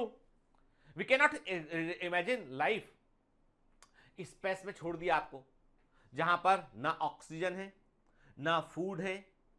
अब वहां कैसे करेंगे, कैसे काम करेंगे? ना दूसरे एनिमल है, तो एक घूमते रहेंगे चारों दिशाओं में, जिंदा नहीं बचेंगे। समझ गए बात को? The activities of organism influence the hydrosphere. जो जीवित जीव होते हैं उनकी क्रियाशीलता से जलमंडल, हाइड्रोस्फीयर मतलब होता है वाटर बॉडीज, जलमंडल की बात करें हम, लोअर एटमॉस्फेयर निचला वायुमंडल, and near surface of lithosphere स्थल मंडल, हिंदी में बोलते हैं लिथोस्फीयर को स्थल मंडल बोलते हैं, ठीक है, जमीन का ऊपरी हिस्सा, लिथोस्फीयर का अपर पार्ट। यहां पर जो है जीवित जीव एक्सचेंज ऑफ मटेरियल करते हैं और फ्लो ऑफ एनर्जी करते हैं। देखिए कितना, दो वर्क, दोनों टू मोस्ट इंपॉर्टेंट वर्क, दो इंपॉर्टेंट टास्क जो है वो है एक्सचेंज ऑफ मटेरियल और फ्लो ऑफ एनर्जी। देखिए साफ साफ लिखा है एक लाइन के अंदर। ये एक लाइन सब बतला रही है कि इकोलॉजी में होता क्या है। मतलब ये है कि जीवित जीव जो है अपने क्रियाशीलता करते हैं और अपनी क्रियाशीलता से जलमंडल को प्रभावित करते, हाइड्रोस्फीयर को प्रभावित करते हैं, लोअर एटमॉस्फेयर को अफेक्ट करते हैं और नियर सरफेस ऑफ लिथोस्फीयर को, जमीन के ऊपरी हिस्से को अफेक्ट करते हैं। और यहां पे ये कर क्या रहे होते हैं? एक्चुअली ये कर रहे होते हैं exchange of matter and flow of energy. अब बोलोगे एक्सचेंज ऑफ मैटर का मतलब क्या? अरे भाई हम जो कुछ भी ले रहे हैं, हम ऑक्सीजन अंदर ले रहे हैं, इट्स मैटर, CO2 बाहर छोड़ रहे हैं, इट्स मैटर, वाटर ले रहे हैं, it's matter, full of energy, food खा रहे हैं, फूड चेन का एक हिस्सा है, फुल ऑफ एनर्जी, ठीक है। Organism have to cope with the external environment over a range of time scale varying from few minute to days, seasons और over a much longer period of geological time scale. अब देखो जीवित जीव जो है अपने बाहरी पर्यावरण से जो है वो इंटरेक्शन करते हैं, ठीक है। और ये जो है ये जो अलग अलग टाइम स्केल पर होता है। कुछ जीवित जीव कुछ मिनट क्रिया करते हैं, जैसे बैक्टीरिया की बात करें, कुछ जीवित जीव कुछ दिन करते हैं, जैसे हम प्यूपा की बात करें जो बटरफ्लाई होती है, जो रेशम का कीड़ा होता है, कुछ दिन इंटरेक्ट करते हैं। कुछ जीव ऐसे होते हैं जो एक सीजन, जैसे गेहूं की फसल हुई, चावल की फसल हुई, एक सीजन इंटरेक्ट करता है। कुछ होते हैं जो लंबे जियोलॉजिकल टाइम स्केल पर इंटरेक्ट करते हैं। मतलब ये हुआ कि जीवित जीव अपने बाहरी पर्यावरण से, जो लिविंग ऑर्गेनिज्म है, they interact with their external environment through a range of time scale, अलग अलग टाइम स्केल पे वो इंटरेक्ट करते हैं। ये टाइम स्केल कुछ मिनट से लेके लंबा भी हो सकता है, ठीक है।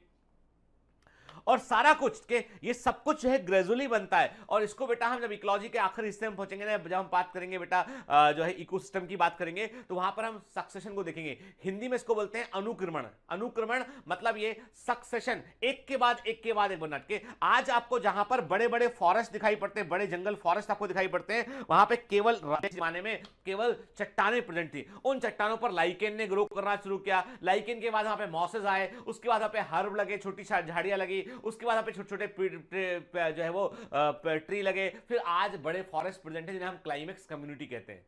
लाइकेंस जिसने जीवन को शुरू किया उसको पायोनियर कम्युनिटी कहते हैं। और जो बड़े वृक्ष आज वहां प्रेजेंट है उनको हम क्लाइमेक्स कम्युनिटी कहते हैं। और ये सब कुछ समय के साथ हुआ है कि ये सब कुछ देखिए, आज यदि हम एक फॉरेस्ट को काटकर नष्ट करते हैं, मेरी बात सुनिएगा ध्यान से और अपनी आत्मा तक इस बात को पहुंचाइएगा। यदि हम एक बड़े पेड़ को आज काट के खत्म कर देते हैं केवल इसलिए कि हमको अपने घर पर एक छत डालनी है या कुछ लकड़ियों की जरूरत है, अपने घर में एक दरवाजा बनाना है, उसके लिए हमने एक बड़े पेड़ को काट के नष्ट कर दिया है। यकीन मानिए आपने प्रकृति के कई वर्षों की मेहनत को खराब कर दिया। आपको लगता होगा वो दरवाजा सुंदर, लेकिन उस दरवाजे ने जो लकड़ी का फर्नीचर घर में बहुत सारा बना। देखिए मैं ये नहीं बोलता हूं कि फर्नीचर लकड़ी का होना नहीं चाहिए, मैं ये बोलता हूं कि वो लकड़ियां अलग हैं, वो फास्ट ग्रोइंग ट्री अलग है जिनसे जिनसे चीजें बनती है, वो अपने आप नेचुरली डैमेज ट्री अलग है जिनसे हम जिनकी लकड़ी का हम इस्तेमाल कर सकते हैं। मनुष्य के साथ सबसे बड़ी समस्या यह है कि आज हम नेसेसिटी को छोड़कर लग्जरी की तरफ फोकस करते हैं। मतलब क्या जरूरी है और क्या दिखावा है, इन दो चीजों में बड़ा भारी फर्क है। जो जरूरी है उसके लिए प्रकृति के दरवाजे हमेशा खुले हुए हैं। प्रकृति कहती है कि तुम भी हमारे एक क्रिएचर हो, जो जरूरी है ले लो। लेकिन आप कहते हो हम लालची हैं, हमको और चाहिए और चाहिए। हम एक आदमी है, हमको घर चाहिए इतना बड़ा, जिसमें हमें कई कमरे खाली हों, आवाज गूंजती हो इसमें घर में जाकर कभी घर का एहसास ना होता हो, एक भूत बंगले का एहसास होता हो, ऐसा घर चाहिए हमको। ये लालच है। और वो वैसे ही लगता है, बता रहा हूं, घर तो छोटा होता है, 2-4-5 कमरे का होता है, कई सारे लोग रहते हैं, आपस में प्रेम से रहते हैं, कि छोटी मोटी बात पे कभी कभी बहस भी होती है, कि मिल बांट के रहते हैं, सुख दुख में काम आते हैं। That's home.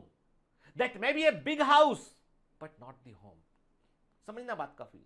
चलिए, तो अभी प्रकृति बहुत समय जाया करती है, प्रकृति बहुत जो है वो टाइम लगाती है चीजों को इंप्रूव करने में, और देखिए वो धीमे धीमे कहीं लाइकेन, ये मेहनत है हजारों वर्षों का, कि वहां पे जो है वो लाइकेन बना, चट्टान थी, कुछ नहीं था जीवन पे, लाइकेन ग्रो करना शुरू किया, ऑर्गेनिक मैटर को बनाया, मॉसेस आए, धीमे धीमे धीमे धीमे धीमे फाइनली क्लाइमेक्स तक पहुंच गए, बड़े वृक्ष बन गए। तो आज एक जो फॉरेस्ट इसको नष्ट करते हैं ना, वो हजारों वर्षों की, कई 100 वर्षों की प्रकृति की मेहनत का वो परिणाम होता है। ठीक है। For example, phytoplankton population may change within few days within the change in light condition in the aquatic system के। अब देखिए फाइटोप्लैंक्टन क्या होते हैं, ये एल्गी होते हैं, है ना बेटा, प्लांट्स होते हैं, स्मॉल प्लांट्स होते हैं, मोस्टली एल्गी होते हैं। तो जो फाइटोप्लैंक्टन होते हैं बेटा, ये फाइटोप्लैंक्टन जो है वो कुछ दिन लाइट की कंडीशन, बाहर का सीजन बदला, मौसम बदला, लाइट कंडीशन चेंज हुई, तो फाइटोप्लैंक्टन की पॉपुलेशन भी चेंज आती है, और ये सब कुछ ही दिनों में ऐसा हो जाता है। तो मतलब ये शॉर्ट टाइम स्केल में काम करते हैं, जबकि on other hand the variation in lithosphere occurs very slowly over a long period of time के, जबकि जमीन पर होने वाले परिवर्तन बड़े धीमी गति से होते हैं। तो जमीन पर उतना अधिक जो है वो चेंजेस आपको देखने नहीं मिलता, इतना चेंज आपको जो है वो फाइटोप्लैंक्टन्स की पॉपुलेशन में देखने मिलता है, लाइट कंडीशंस की हम बात करें। ठीक है, देखिए ये है फाइटोप्लैंक्टन के। जैसे ही लाइट इंटेंसिटी बदलेगी, आपका एटमॉस्फेयर, आपका जो है क्लाइमेटिक कंडीशन चेंज होगा, तो फाइटोप्लैंक्टन की पॉपुलेशन भी झट से कुछ दिनों के अंदर चेंज हो जाएगी। ठीक है, आपको पता है कि did you know phytoplanktons produce 50% of the oxygen we breathe के, और आपको बता दूं मैं, इसमें डाइटम सबसे इंपॉर्टेंट, डाइटम्स जो होते हैं Bacillariophyceae, they are very important phytoplanktons. ठीक है, तो हम क्या देखते हैं, फाइटोप्लैंक्टन स्पेशली जो समुद्र के अंदर मैराइन एल्गी प्रेजेंट है, वो बड़ा ऑक्सीजन को प्रोड्यूस करती है। ये देख रहे हैं हम एक फॉरेस्ट के। अब इस फॉरेस्ट में जो परिवर्तन होंगे, जरूर होंगे, पर स्लो होंगे as compare to phytoplankton population. The changes that takes place on the lithosphere are very slow. के यानी जलमंडल में जो परिवर्तन आपको फाइटोप्लैंक्टन, देखिए हम बात कर रहे हैं फाइटोप्लैंक्टन की पॉपुलेशन की, अदरवाइज जो मैराइन इकोसिस्टम है, समुद्र का इकोसिस्टम सबसे स्टेबल इकोसिस्टम में एक है, सबसे अधिक से, क्योंकि समुद्र के अंदर तापमान नहीं बदलता है। फर्क किससे फर्क पड़ेगा, फर्क पड़ेगा लाइट इंटेंसिटी से, क्योंकि सारा समुद्र का जीवन जो है वो जो बाहर लाइट है फाइटोप्लैंक्टन से उस पर डिपेंडेंट है, क्योंकि फाइटोप्लैंक्टन प्लांट्स हैं जो समुद्र के सरफेस पे ग्रो कर रहे हैं, उनको खाने वाले जू प्लैंक्टन्स हैं, जू प्लैंक्टन खाने वाली स्मॉल फिश है, स्मॉल फिश को खाने वाली लार्ज फिश है, और यही समुद्र का इकोसिस्टम है, यही वाटर के अंदर का इकोसिस्टम है। ठीक है, एक फूड चेन है। The short term properties of the atmosphere such as temperature, pressure, humidity, rainfall, sunshine, cloud cover and wind at a given place and time are called weather. अब देखिए, हम जब कहते हैं वेदर, ठीक है, हम वर्ड इसको बोलते हैं मौसम। ठीक है, जब क्लाइमेट बोलते हैं तो बोलते हैं जलवायु। ठीक है, मौसम, वेदर। ठीक है, अब इसमें शामिल क्या है, इसमें शामिल है टेम्परेचर, ठीक है बेटा, एयर प्रेशर, वायुमंडल का, वायु का दबाव, नमी, ह्यूमिडिटी, रेनफॉल, पानी का गिरना, सनशाइन, लाइट का होना, प्रकाश का होना, बादल, क्लाउड कवर एंड विंड। वो जो लास्ट में न्यूज के लास्ट में आता है ना कि आज मौसम का हाल जानिए, कलकत्ता में इतना पानी गिरा, इतना क्लाउड कवर हट के, बस वही जो है वो वेदर हट के। तो हम देखते हैं कि आपको हमेशा न्यूज चैनल के में आप कोई भी देखें तो न्यूज के आखिर में आपको वेदर रिपोर्ट देखने मिलती है आपको कि आज का मौसम कैसा है। मौसम चलिए जानते हैं मौसम का हाल। तो मौसम का हाल कैसा है के, वो वेदर है। समझना बात उसके, वेदर और क्लाइमेट सिनोनिम नहीं है। Climate is a big property, जलवायु एक बिग प्रॉपर्टी है, वेदर जो है वो एक स्मॉल प्रॉपर्टी है। चलिए हम समझते हैं इसको। जैसे देखिए, ये मैंने जो है वो आपको बता दूं मैं कि ये मैं लेक्चर रिकॉर्ड कर रहा हूं, मंडे को रिकॉर्ड कर रहा हूं मैं, संडे को मैंने इसका प्रेजेंटेशन तैयार किया हुआ है। तो आप देख रहे हैं कि मुंबई में संडे को के ये बात है, समझ लीजिए it is around the 6 PM के आसपास की बात है। हमने आपसे कहा कि मुंबई में जो है वो संडे को टेम्परेचर था 29 डिग्री सेल्सियस टेम्परेचर के, और जो प्रेसिपिटेशन था वो 10% है, ह्यूमिडिटी 59% है, wind velocity 16 kilometre per hour के आसपास है, और कुछ बादल छाए हुए हैं और सूर्य की रोशनी प्रॉपर है। आप देख रहे हैं बादल का चिन्ह भी दिखाई पड़ रहा है, आपको सन भी दिखाई पड़ रहा है। यह है वेदर रिपोर्ट। देखिए आप, इंडिया की बात कर रहा हूं मैं रहता हूं मुंबई में, तो मैंने मुंबई का वेदर पहले बताया। अब मेरे कुछ कमांडो शिमला में है, शिमला का वेदर देखते हैं हम। शिमला का वेदर था कल सेम टाइम पे 5-6 बजे के आसपास, 6 बजे के आसपास प्रेजेंटेशन तैयार किया गया है इवनिंग में। तो आप देख रहे हैं, मतलब मैं संडे को 6 बजे काम कर रहा था, याद रखना इस बात को, कि ये बात भूलना नहीं, ये पॉइंट है। तो आप देख रहे हैं संडे को 6 PM जो है वो शिमला का वेदर क्या था, 3 डिग्री सेल्सियस टेम्परेचर वहां पर तापमान था। मतलब कितना, मुंबई से कितना बड़ा फर्क है इसका, 3 डिग्री सेल्सियस टेम्परेचर। देखिए आप, मुंबई में क्या था 29 डिग्री सेल्सियस, शिमला में क्या है 3 डिग्री सेल्सियस के। और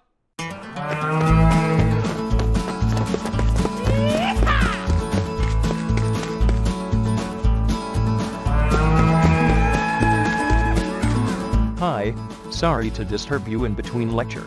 But it's important to inform you. You should download Biomentors app from Google Play Store. We need your support, so please take subscription to become an official commando of Biomentors. Bye bye. Continue your lecture.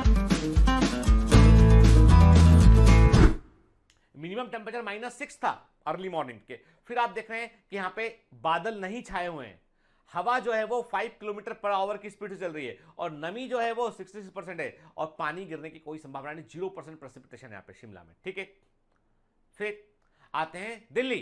कई commando Delhi के हैं, सुन ले दिल्ली वाले। दिल्ली के weather का हाल ये था कल कि शाम को 6 बजे टेम्परेचर था 70 डिग्री सेल्सियस टेम्परेचर था, लेकिन अर्ली मॉर्निंग टेम्परेचर था 7 डिग्री सेल्सियस के अर्ली मॉर्निंग के, और यहां पर भी पानी गिरने की कोई संभावना नहीं है। Wind velocity 13 kilometre per hour है, ह्यूमिडिटी 58% है। इसको याद नहीं करना है, समझाने के लिए बता रहा हूं। ठीक है, मतलब आप देखिए, समझने की कोशिश कीजिए कि एक ही कंट्री में अलग अलग वेदर कैसे दिखाई पड़ रहा है आपको। ठीक है, कोलकाता, बहुत सारे कमांडो कलकत्ता से।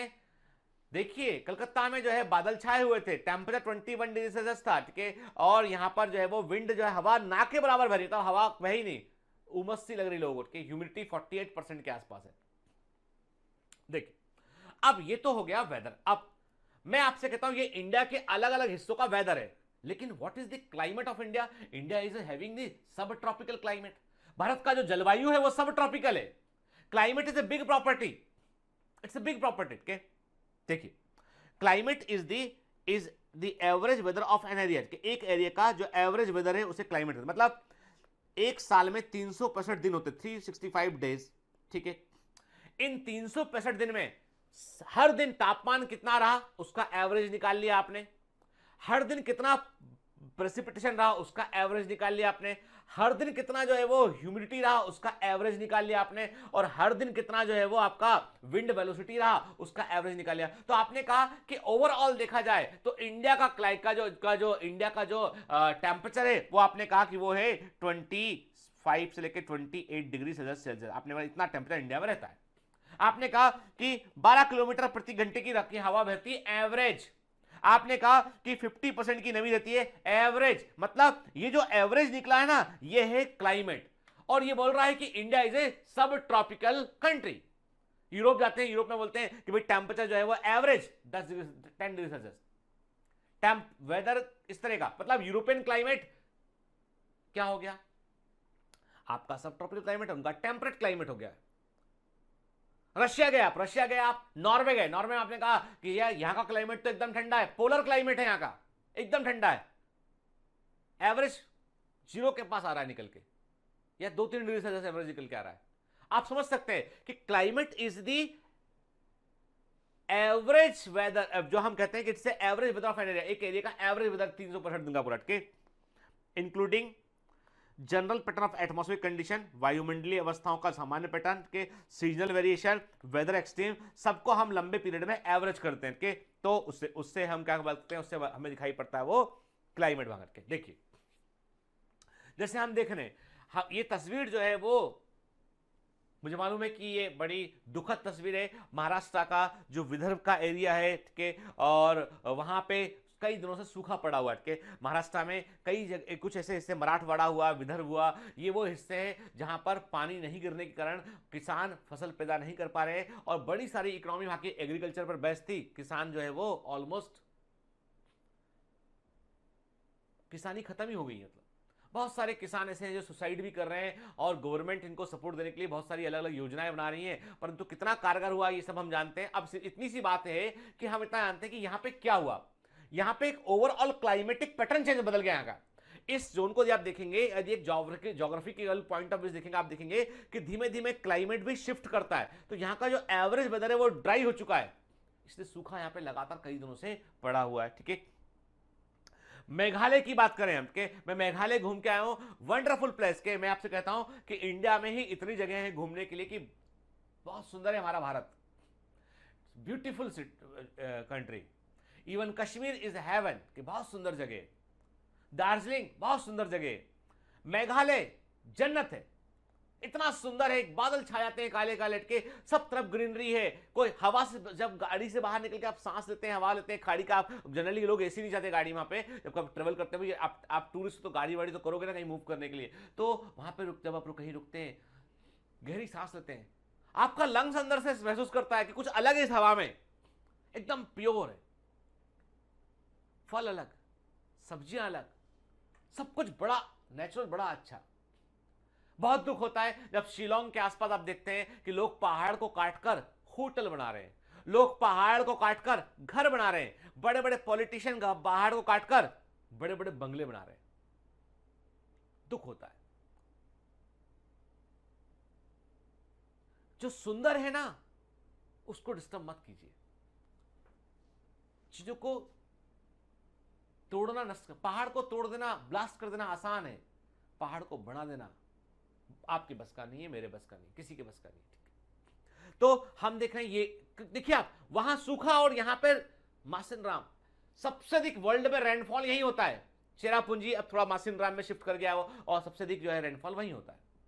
ठीक है, देखिए मैंने क्या कहा आपसे, weather, while weather reflect the hourly, daily और वीकली चेंजेस। जिससे मैंने आपसे कहा मुंबई के बारे में एक मजे की बात बताता हूं कि मुंबई की बारिश का कोई भरोसा नहीं है। आपको हिंदी फिल्मों में डायलॉग सुनने मिल जाएगा कि मुंबई की बारिश का कोई भरोसा नहीं है। आपको ऐसा जो है वो डायलॉग कई हिंदी फिल्मों में सुनने मिल जाएगा, स्पेशली पहले की फिल्मों में।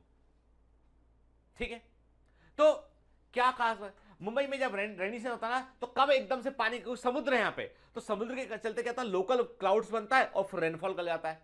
तो यहां पे पानी कब गिरेगा नहीं मालूम।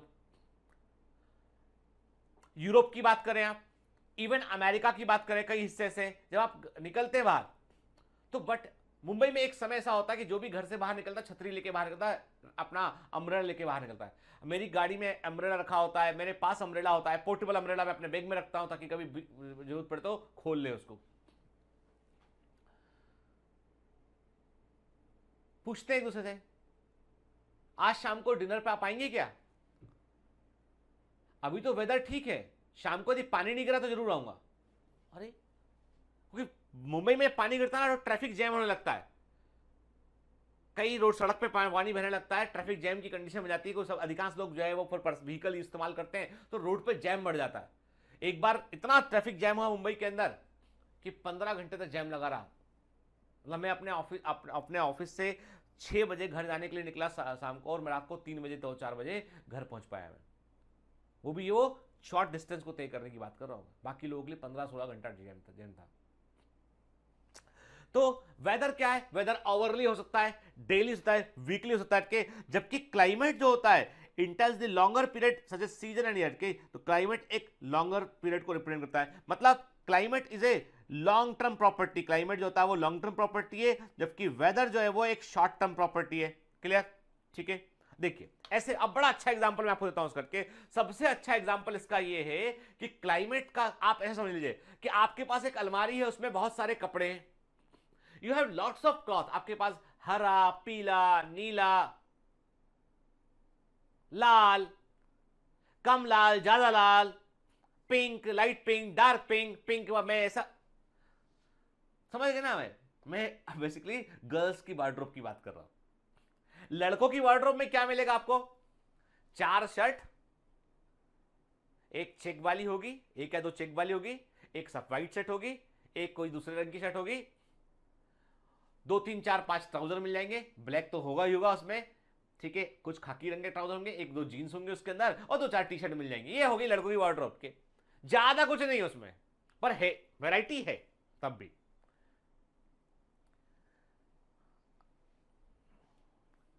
गर्ल्स की वार्डरोब की बात करूं, देखो भैया मेरे को बहुत ज्यादा अनुभव नहीं है, लेकिन मैं अपने घर की कहानी बताता हूं कि मेरे घर में my wife she always face difficulty. कहीं जाते हैं उनको लगता है कि यार बहुत दिन से मैंने कपड़े नहीं लिए।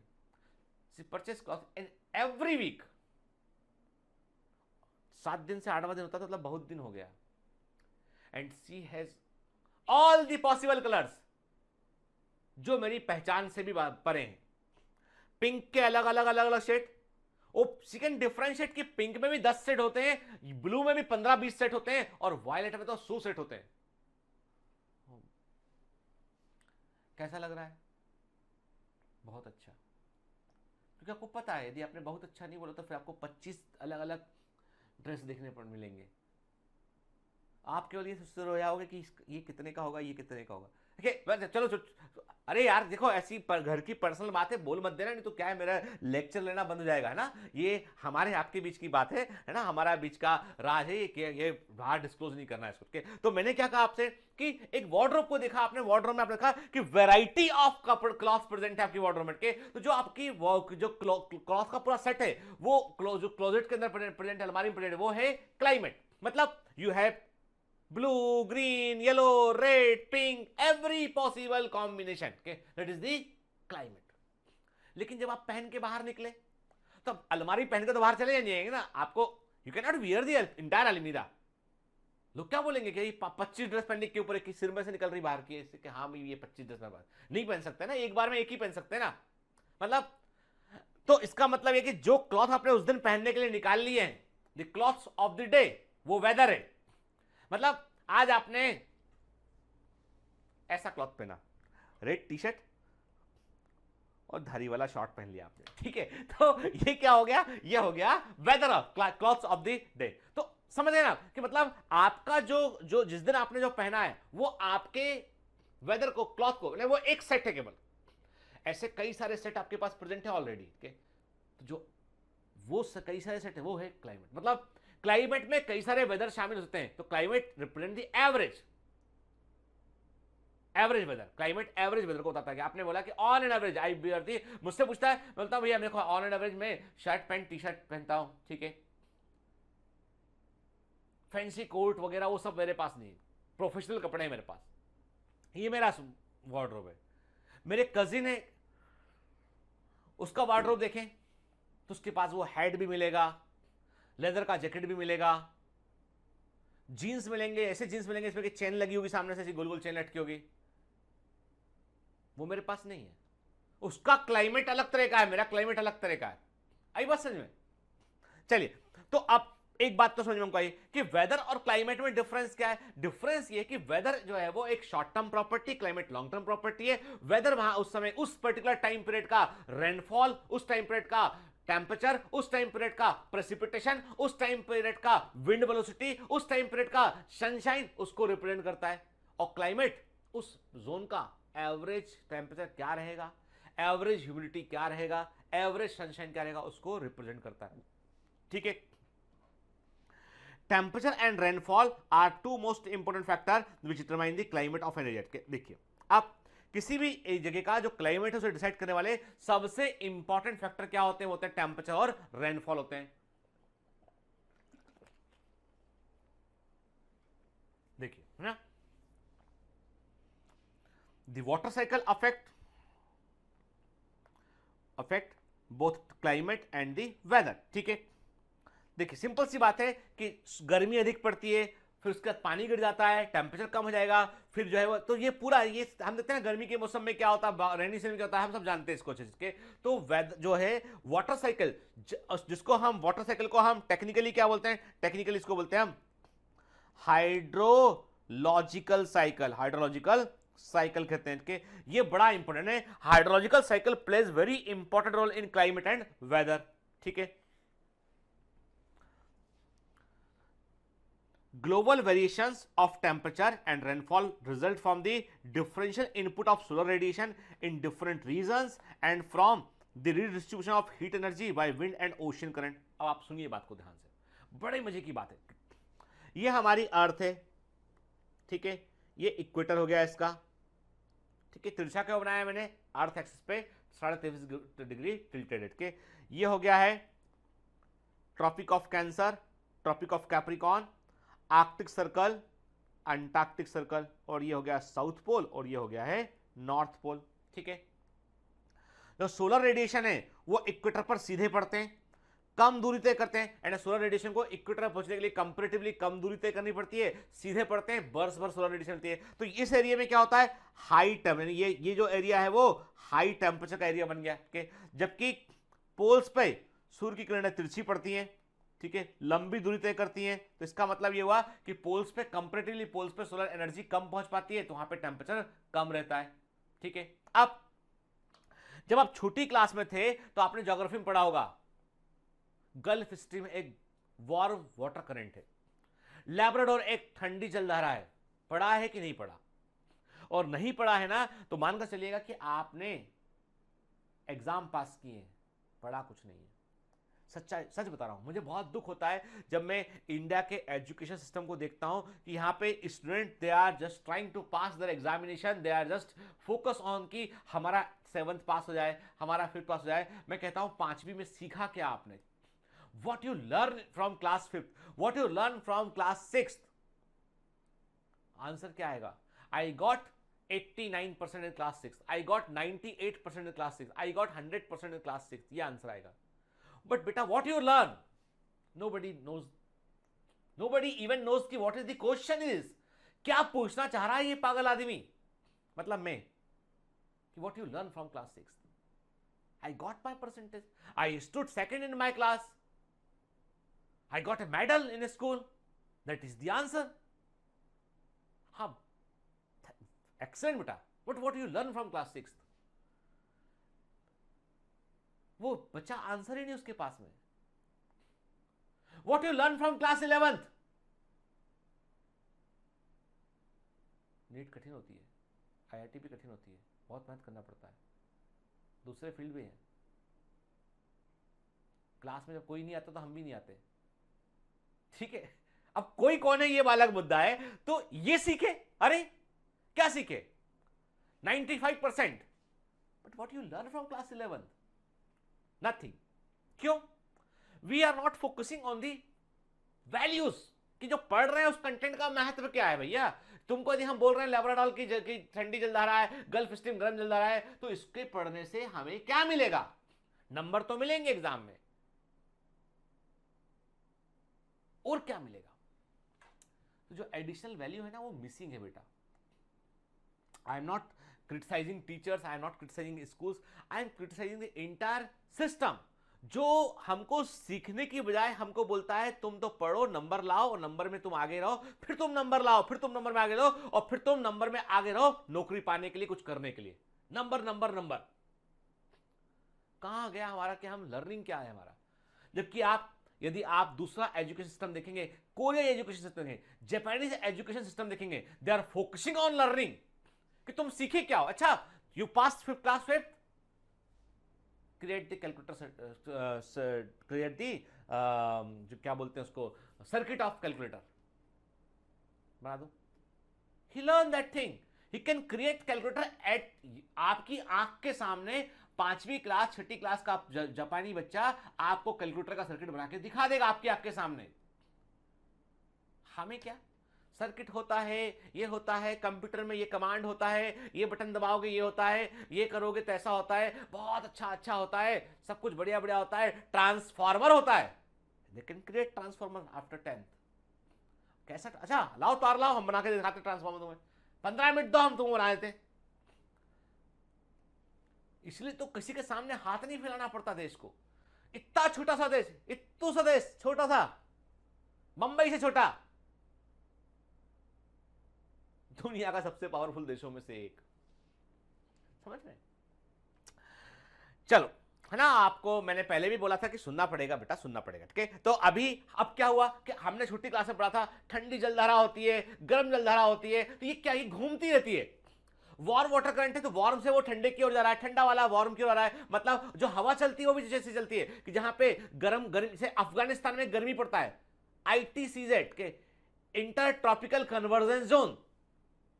ज्योग्राफी बता रहा हूं, कुछ नहीं, ये सब 9-10 की ज्योग्राफी है। ये मत बोलना कि सर पता नहीं आप कौन सी ज्योग्राफी बता रहे हो, के इंटर ट्रॉपिकल कन्वर्जेंस, अफ्रीका के ऊपर एकदम एक सेंटर में एक जगह है, वहां पे एकदम हाई टेम्परेचर होता है। तो वहां पे क्या होता है, वहां पर एयर, हवा का दबाव कम रहता है, हवाएं ऊपर उठने लगती हैं, और जहां पर हवा का दबाव कम होता है वहां से हवाएं वहां की ओर चलने लगती है। तो हवाएं जो कम दबाव के क्षेत्र होगा तो अधिक दबाव के क्षेत्र से हवाएं कम दबाव के क्षेत्र की जाएंगी, और कम दबाव का क्षेत्र जो लो प्रेशर जोन होगा वहां टेम्परेचर एयर का अधिक होगा, और जहां हाई प्रेशर जोन होगा वहां पर टेम्परेचर एयर का कम होगा। तो ये हीट का रिडिस्ट्रीब्यूशन है, लगातार लगातार चल रहा होता है। तो प्रकृति में जो हीट है वो समुद्र के अंदर, समुद्र की जलधाराओं, आप सोचिए ना कौन बैठा हुआ है समुद्र के अंदर जो गर्म जलधारा कि वार्म वाटर करंट चलाऊंगा मैं, अब मैं ठंडा वाटर करंट चलाऊंगा, कोई नहीं बैठा है। गर्म होता है, आगे मूव करता है, वाटर की डेंसिटी डिफरेंशियल होती है। सुनते जाइए कहानी,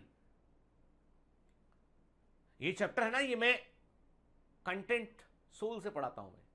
मैंने क्या कहा आपसे, इस कहानी का मतलब यह है कि प्रकृति में जो हीट है उसको भी रिडिस्ट्रीब्यूट करने की कोशिश की जा रही है। देखिए वही लिखा है कि जो है इसमें क्या लिखा है। आप बोलोगे सर ये जो कंटेंट दिखा रहे हो फ्रॉम विच किताब का कंटेंट है, या this is the chapter where your old NCERT new NCERT both matters, ठीक है।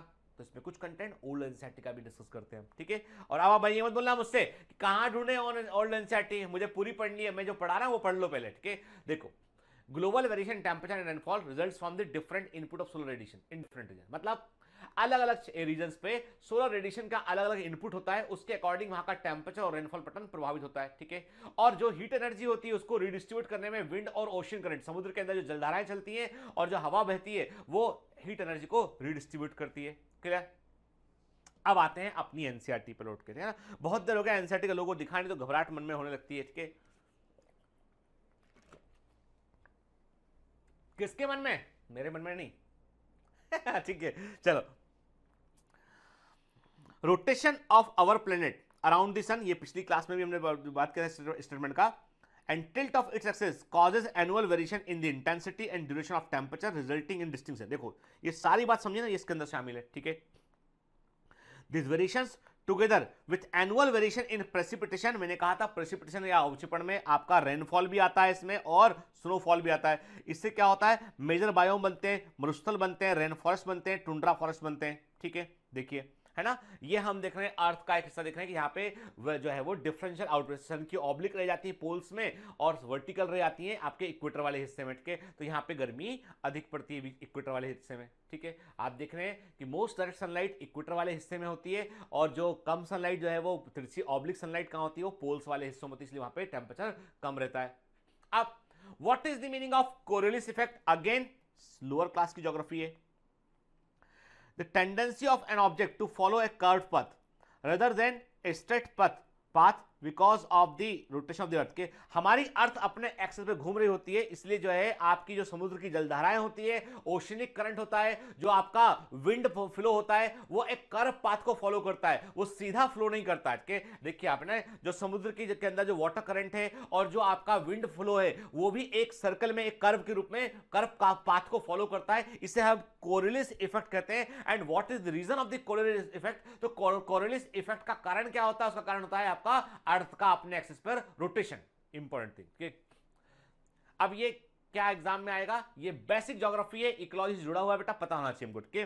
कोरियोलिस इफेक्ट का कारण क्या होता है? इसका कारण होता है रोटेशन ऑफ द अर्थ के कारण आपका जो विंड फ्लो, सुनिए आप, जो अर्थ अपने एक्सिस पे घूमती है उसके चलते जो विंड फ्लो का पाथ होता है और जो ओशनिक करंट का पाथ होता है वो स्ट्रेट ना होके वो कर्व पाथ होता है, just due to the rotation of the earth, ठीक है।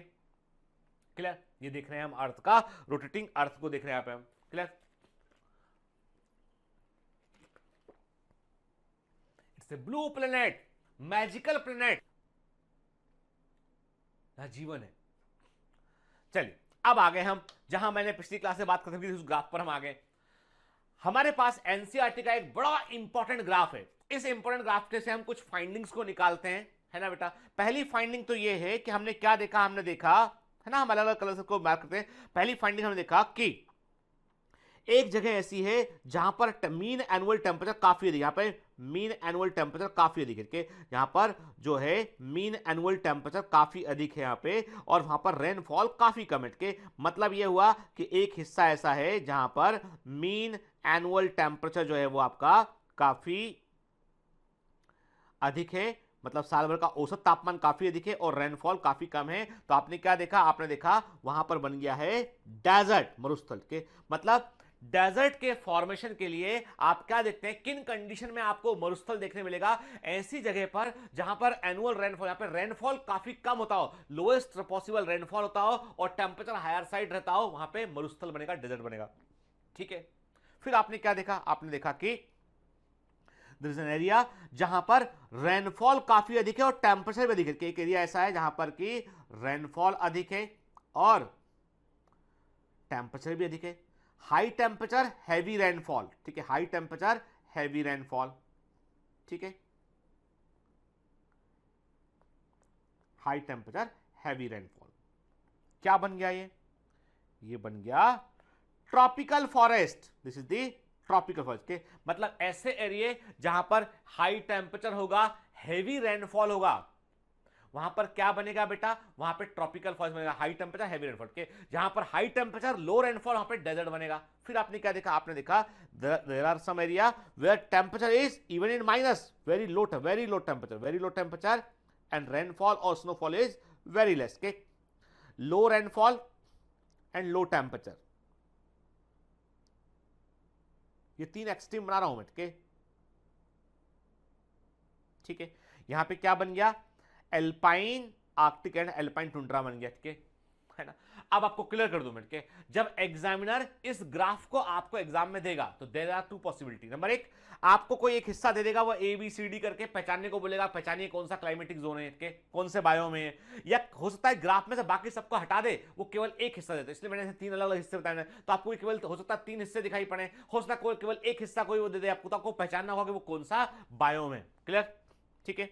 फिर क्या देखा आपने, आपने देखा कि एक हिस्सा ऐसा है जहां पर मॉडरेट टेम्परेचर है, उचित तापमान है, ना अधिक ना कम, और मॉडरेट रेनफॉल है के। क्या देखा आपने, आपने देखा एक एरिया ऐसा दिखाई पड़ा आपको जहां पर कि आपको मॉडरेट टेम्परेचर और आपको जो है मॉडरेट रेनफॉल दिखाई पड़ा यहाँ पे आपको, ठीक है।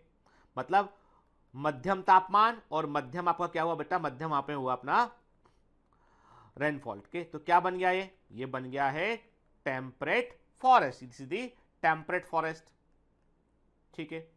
फिर आपने क्या देखा, आपने देखा कि एक एरिया ऐसा है जहां पर टेम्परेचर जो है वो लोअर साइड है, टेम्परेचर लोअर साइड है लेकिन रेनफॉल कंपैरेटिवली अधिक है। यहां पे टेम्परेचर लोअर साइड है, रेनफॉल वहां पर अधिक है, तो आपने कहा कि ये बन गया है आपका कोनिफरस फॉरेस्ट, ठीक है ना, शंकुधारी वन बन गया यहाँ पे। यहां पे क्या देखा आपने, आपने देखा कि इस एरिया में जो है वो टेम्परेचर लोअर साइड है लेकिन रेनफॉल कंपैरेटिवली अलग है, इसलिए टुंड्रा से अधिक यहां पर रेनफॉल होगा लेकिन टेम्परेचर यहां पर लोअर रहेगा पर टुंड्रा से अधिक रहेगा, कोनिफरस फॉरेस्ट बन गए। फिर आपने क्या देखा, आपने देखा कुछ एरिया ऐसा है जहां पर आपने देखा कि टेम्परेचर हायर साइड है और रेनफॉल जो है वो एकदम डेजर्ट से अधिक है, एकदम कम नहीं है, मॉडरेट या लो रेनफॉल है, तो वहां पे बन गया ग्रासलैंड, बन गए घास के मैदान, ग्रासलैंड वहां पर बन गए, ठीक है। तो इस ग्राफ से आपने क्या इंटरप्रिटेशन निकाला, आपने इंटरप्रिटेशन निकाला कि देखो भाई किसी भी जगह पर किस तरह का बायोम रहेगा, किस तरह का वहां पे जो है वो वहां पर जो है वो वेजिटेशन रहेगा, किस तरह का वहां पे बायोम प्रेजेंट रहेगा, ये डिपेंड करता है दो फैक्टर पे। नंबर एक डिपेंड करता है ये आपके टेम्परेचर पर और प्रेसिपिटेशन पे, ठीक है, ठीक है। आपके जो है वो प्रेसिपिटेशन पे, आपके जो है वो एनुअल रेनफॉल पे डिपेंड करता है। रेनफॉल एंड टेम्परेचर दो इंपॉर्टेंट फैक्टर है, हैवी रेनफॉल हाई टेम्परेचर, मैंने कहा heavy rainfall high temperature tropical forest के, low rainfall high temperature desert, clear. Moderate temperature moderate rainfall temperate forest के, low temperature low rainfall tundra, है ना बेटा, ठीक। चलिए, तो ये it is one of the very important graph याद रखिए। और याद रखना बेटा, मैं इस ग्राफ पर आपको डीपीपी के अंदर भी क्वेश्चन दूंगा आपको मैं, और आपको मैं टेस्ट के अंदर भी ग्राफ पूछूंगा। और कई बच्चों का बोलना है कि सर डायग्राम बेस्ड टेस्ट ले लीजिए, तो मैं आपका बहुत जल्दी एक लेकिन क्लियर कर दूं बेटा, ऑनलाइन डायग्राम बेस्ड टेस्ट लेने में क्या होता है कि सर्वर का थोड़ा सा इश्यू होता है कि वो जो इमेज होती है उसको लोड होने में वक्त लगता है। इसलिए मैं जब भी आपका टेस्ट दूंगा तो मैं ऑफलाइन मोड पे आपको क्वेश्चन का कलेक्शन बेसिक प्रोवाइड करूंगा, उसको आप ऑफलाइन टेस्ट समझकर ईमानदारी से सॉल्व कर लीजिएगा। और मैं आपसे एक चीज की उम्मीद तो करता हूं ईमानदारी की, कि आप ऑनेस्टली पढ़ते होंगे, कि अपने प्रति देखिए बेटा, दुनिया में सबसे बेईमानी कर सकता है आदमी, अपने आप से बेईमानी नहीं कर सकता है। तो आपको अपने प्रति ईमानदार रहना ही पड़ेगा, और इसके लिए आपने मेरे साथ शपथ उठाया है, समझ गए ना? ठीक है, चलिए अब देखो, desert, this is the area where low rainfall high temperature. ठीक है, मैंने कहा ये वो एरिया है, यहां पे क्या है, यहां पे लो रेनफॉल है, ठीक है, हाई टेम्परेचर है। अब इसका प्रभाव क्या है, देखो आप देख रहे हैं चारों तरफ रेत दिखाई पड़ रही है, वेजिटेशन ना के बराबर है। आप देख रहे हैं एनिमल भी आपको गिने चुने वहां पे दिखाई पड़ेंगे आपको, जैसे मैंने आपसे कहा कि डेजर्ट रखेंगे आप तो डेजर्ट में आपको सांप रेप्टाइल्स दिखाई पड़ेंगे आपको, कुछ झाड़ियां दिखाई पड़ेंगी जो दूर दूर लगी होंगी, झाड़ियां छोटी हाइट की झाड़ियां होंगी। प्लांट इस तरह के होंगे कि उनके स्टोमेटा धसे हुए होंगे, वो इस तरह के होंगे कि वो कम वाटर का इस्तेमाल करने वाले प्लांट होंगे। प्लांट ऐसे होंगे जिनका प्रोडक्टिविटी भी कम होगा। जब प्लांट का प्रोडक्टिविटी कम होगा तो उस पर डिपेंडेंट जीवों की संख्या भी यहां पर कम रहेगी। मतलब they are the least productive ecosystem, ये लीस्ट प्रोडक्टिव इकोसिस्टम होते हैं। ठीक है, कम से ये कम उत्पादक इकोसिस्टम होते हैं। उत्पादकता मतलब है कितना फूड यहां बनता है, कितने जीव रहते हैं। यहां पे आपको लो आपको यहां पर जो है वो लो बायोडाइवर्सिटी देखने मिलेगी आपको, यहां पे कम आपको जो है वो जैव विविधता देखने मिलेगी। बायोडाइवर्सिटी का मतलब है कितने तरह के जीव वहां पर प्रेजेंट है, कम देखने मिलेगा आपको। ठीक है, then come to the Meghalaya tropical forest. ठीक है, अब बात करते हैं मेघालय की, बात करते हैं। आप देखिए लगातार पानी गिर रहा है, क्योंकि रेन कहीं देखो ये पानी कहां से है, कहीं रेनफॉल होगा तब तो पानी यहां पे आए के घने पेड़। और ये सीन मैंने दिस इज द फोटोग्राफ मैं खुद लिया हूं उसको। ठीक है, बहुत सुंदर जगह कि मैं आपसे सबसे बोलता हूं कि जब बेटा आप सिलेक्ट हो जाए, जब आपको कुछ जब आपको वक्त मिले, मौका मिले, घूमिए अपने देश को, देखिए अपना देश, महसूस कीजिए अपना देश। बहुत सुंदर है, बहुत ज्यादा सुंदर है। देखिए this is again a scene of from Meghalaya, hotel के कमरे से लिया गया फोटोग्राफ। आप देख रहे हैं कि बादल है सब तरफ से, हरियाली चारों तरफ, इतना सुंदर लगता है कि आप किसी से बात किए बगैर कई घंटों यहां पे इसको निहार सकते हैं, इतना सुंदर लगता है।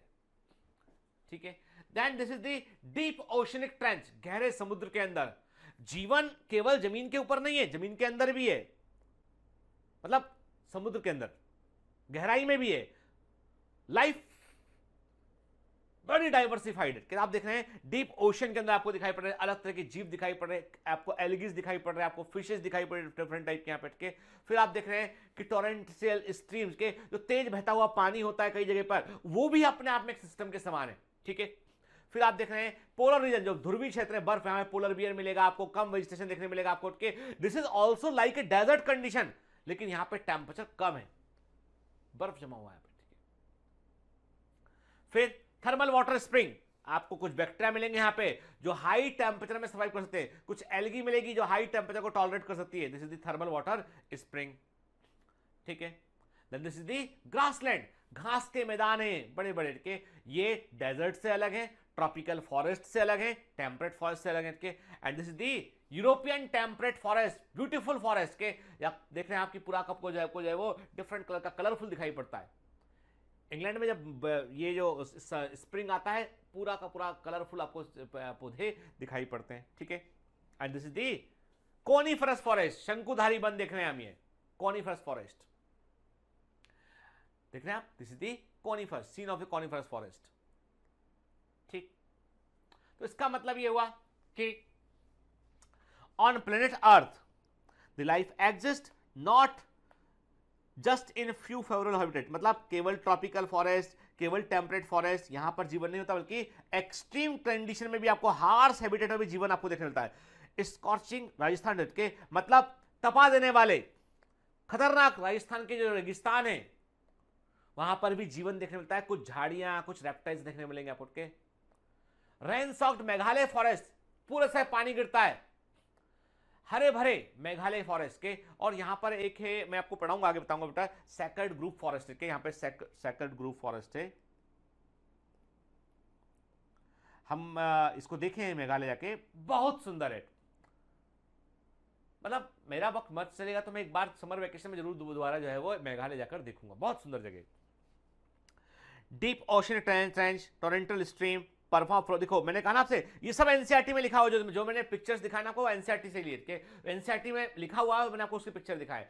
तो राजस्थान का डेजर्ट जो है, मेघालय के फॉरेस्ट हैं, गहरे समुद्र हैं, तेज बहने वाली जलधारा है, ठीक है, पोलर जमे हुए बर्फीली रीजन है, हाई माउंटेन टॉप है, ऊंचाई पे पहाड़ी के टॉप से, थर्मल वाटर स्प्रिंग है के, ये सब बेटा ये यहाँ पे जो है, यहाँ पर भी जीवन प्रेजेंट है, कुछ ना कुछ बैक्टीरिया, कुछ ना कुछ फंजाई, कुछ ना कुछ एल्गी, कुछ ना कुछ यहाँ पर प्रेजेंट है। लाइफ इज एवरीवेयर के, जैसे हमारी इंटेस्टाइन है उसमें भी हजारों प्रकार के जो है माइक्रो ऑर्गेनिज्म पाए जाते हैं। Our intestine is also a habitat, ठीक है, वो भी एक हैबिटेट के समान होता है। Regional and local variations within each biome lead to the formation of the wide variety of habitat के। तो इसका मतलब ये हुआ कि एक वर्ड यहां पे निकल के बार बार आ रहा है बेटा, हैबिटेट, एक वर्ड आ रहा है हैबिटेट के, इस वर्ड को हमें अच्छे से समझना आगे, ठीक है। और एक वर्ड होता है जो होता है इकोलॉजिकल निच या निके बोलते हैं इसको, कई लोग इसको निच बोलते हैं, कई नुके बोलते हैं, दोनों प्रोनाउंसिएशन सही है इसमें। तो ये क्या चीज होती है हम आगे बात करेंगे, ठीक है। अभी हम इतना समझ गए कि regional and local variation of each biome, हर बायोम डिफरेंट है, ट्रॉपिकल रेन फॉरेस्ट डिफरेंट है, डेजर्ट सेट के, टेम्परेट फॉरेस्ट डिफरेंट है, ग्रासलैंड सेट के। तो every biome is different, having a characteristic set of weather condition, having a characteristic set of climatic condition, ठीक है ना, उसके अकॉर्डिंग वहां पर जीवन प्रेजेंट रहेगा। जैसे आप देख रहे हैं एनसीईआरटी का इमेज देख रहे हैं, मेजर बायोम्स ऑफ इंडिया, तो आपको ट्रॉपिकल रेन फॉरेस्ट दिखाई पड़ रहा है कि इमेज में, इमेज बी में आपको दिखा रहा है वो डेस्टस फॉरेस्ट, पत्ती गिरने वाले वन दिखा रहा है आपको, इमेज 3C में दिखाई दे रहा है डेजर्ट, आपको इमेज डी में दिखाई दे रहा है आपको जो है वो सी को समुद्र का किनारा दिखाई पड़ रहा है, ठीक है। ये एनसीईआरटी का ही फिगर है बेटा, ठीक है, जो आपको बतला रहा है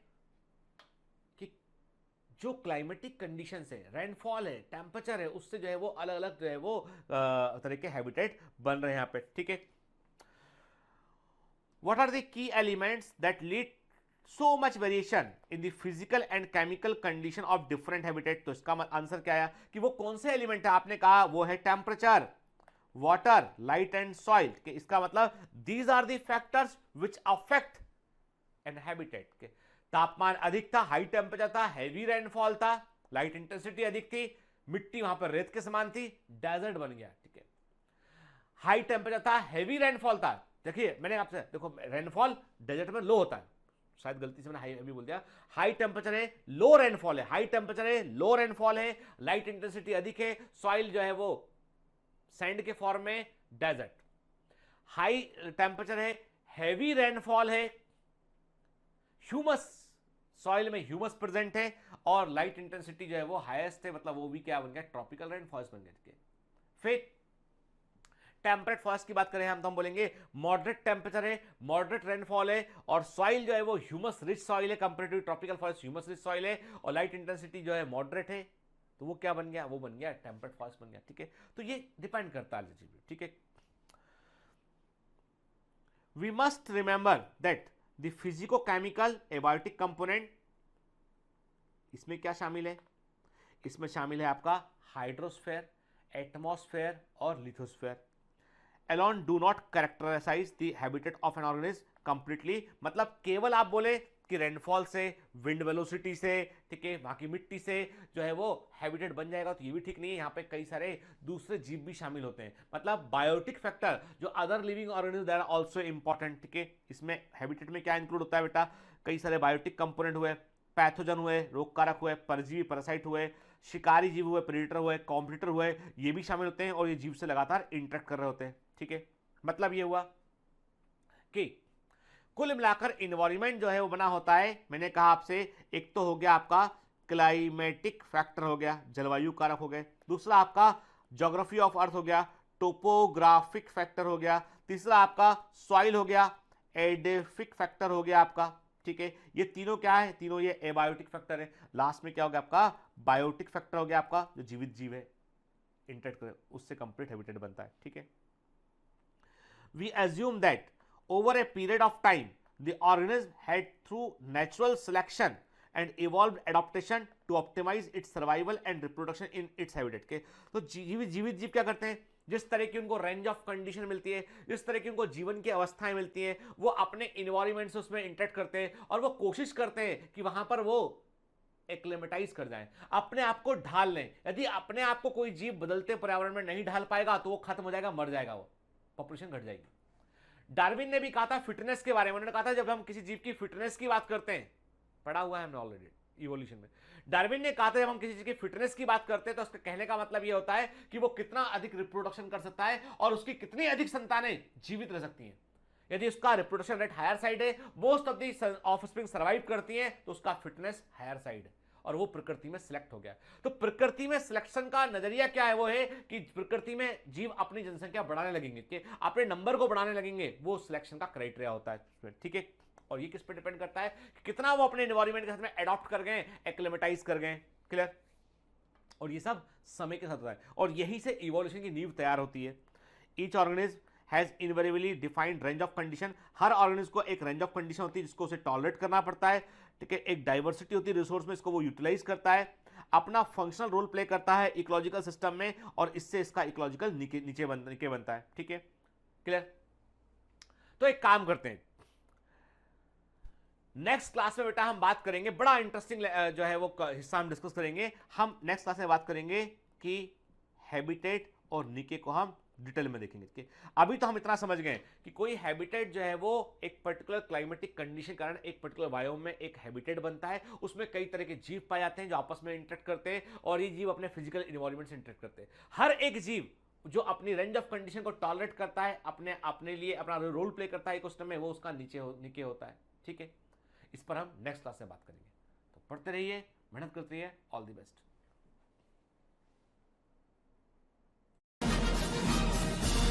Hi. To become an official commando of Biomentors, join us at www.biomentors.online. Here you can solve daily practice papers, an online test. You can download performance enhancement sheets. You can track your progress. You can interact with other fellow commandos. Join us and prepare yourself. It's a commando training for your success. Download Biomentors online app from Google Play Store.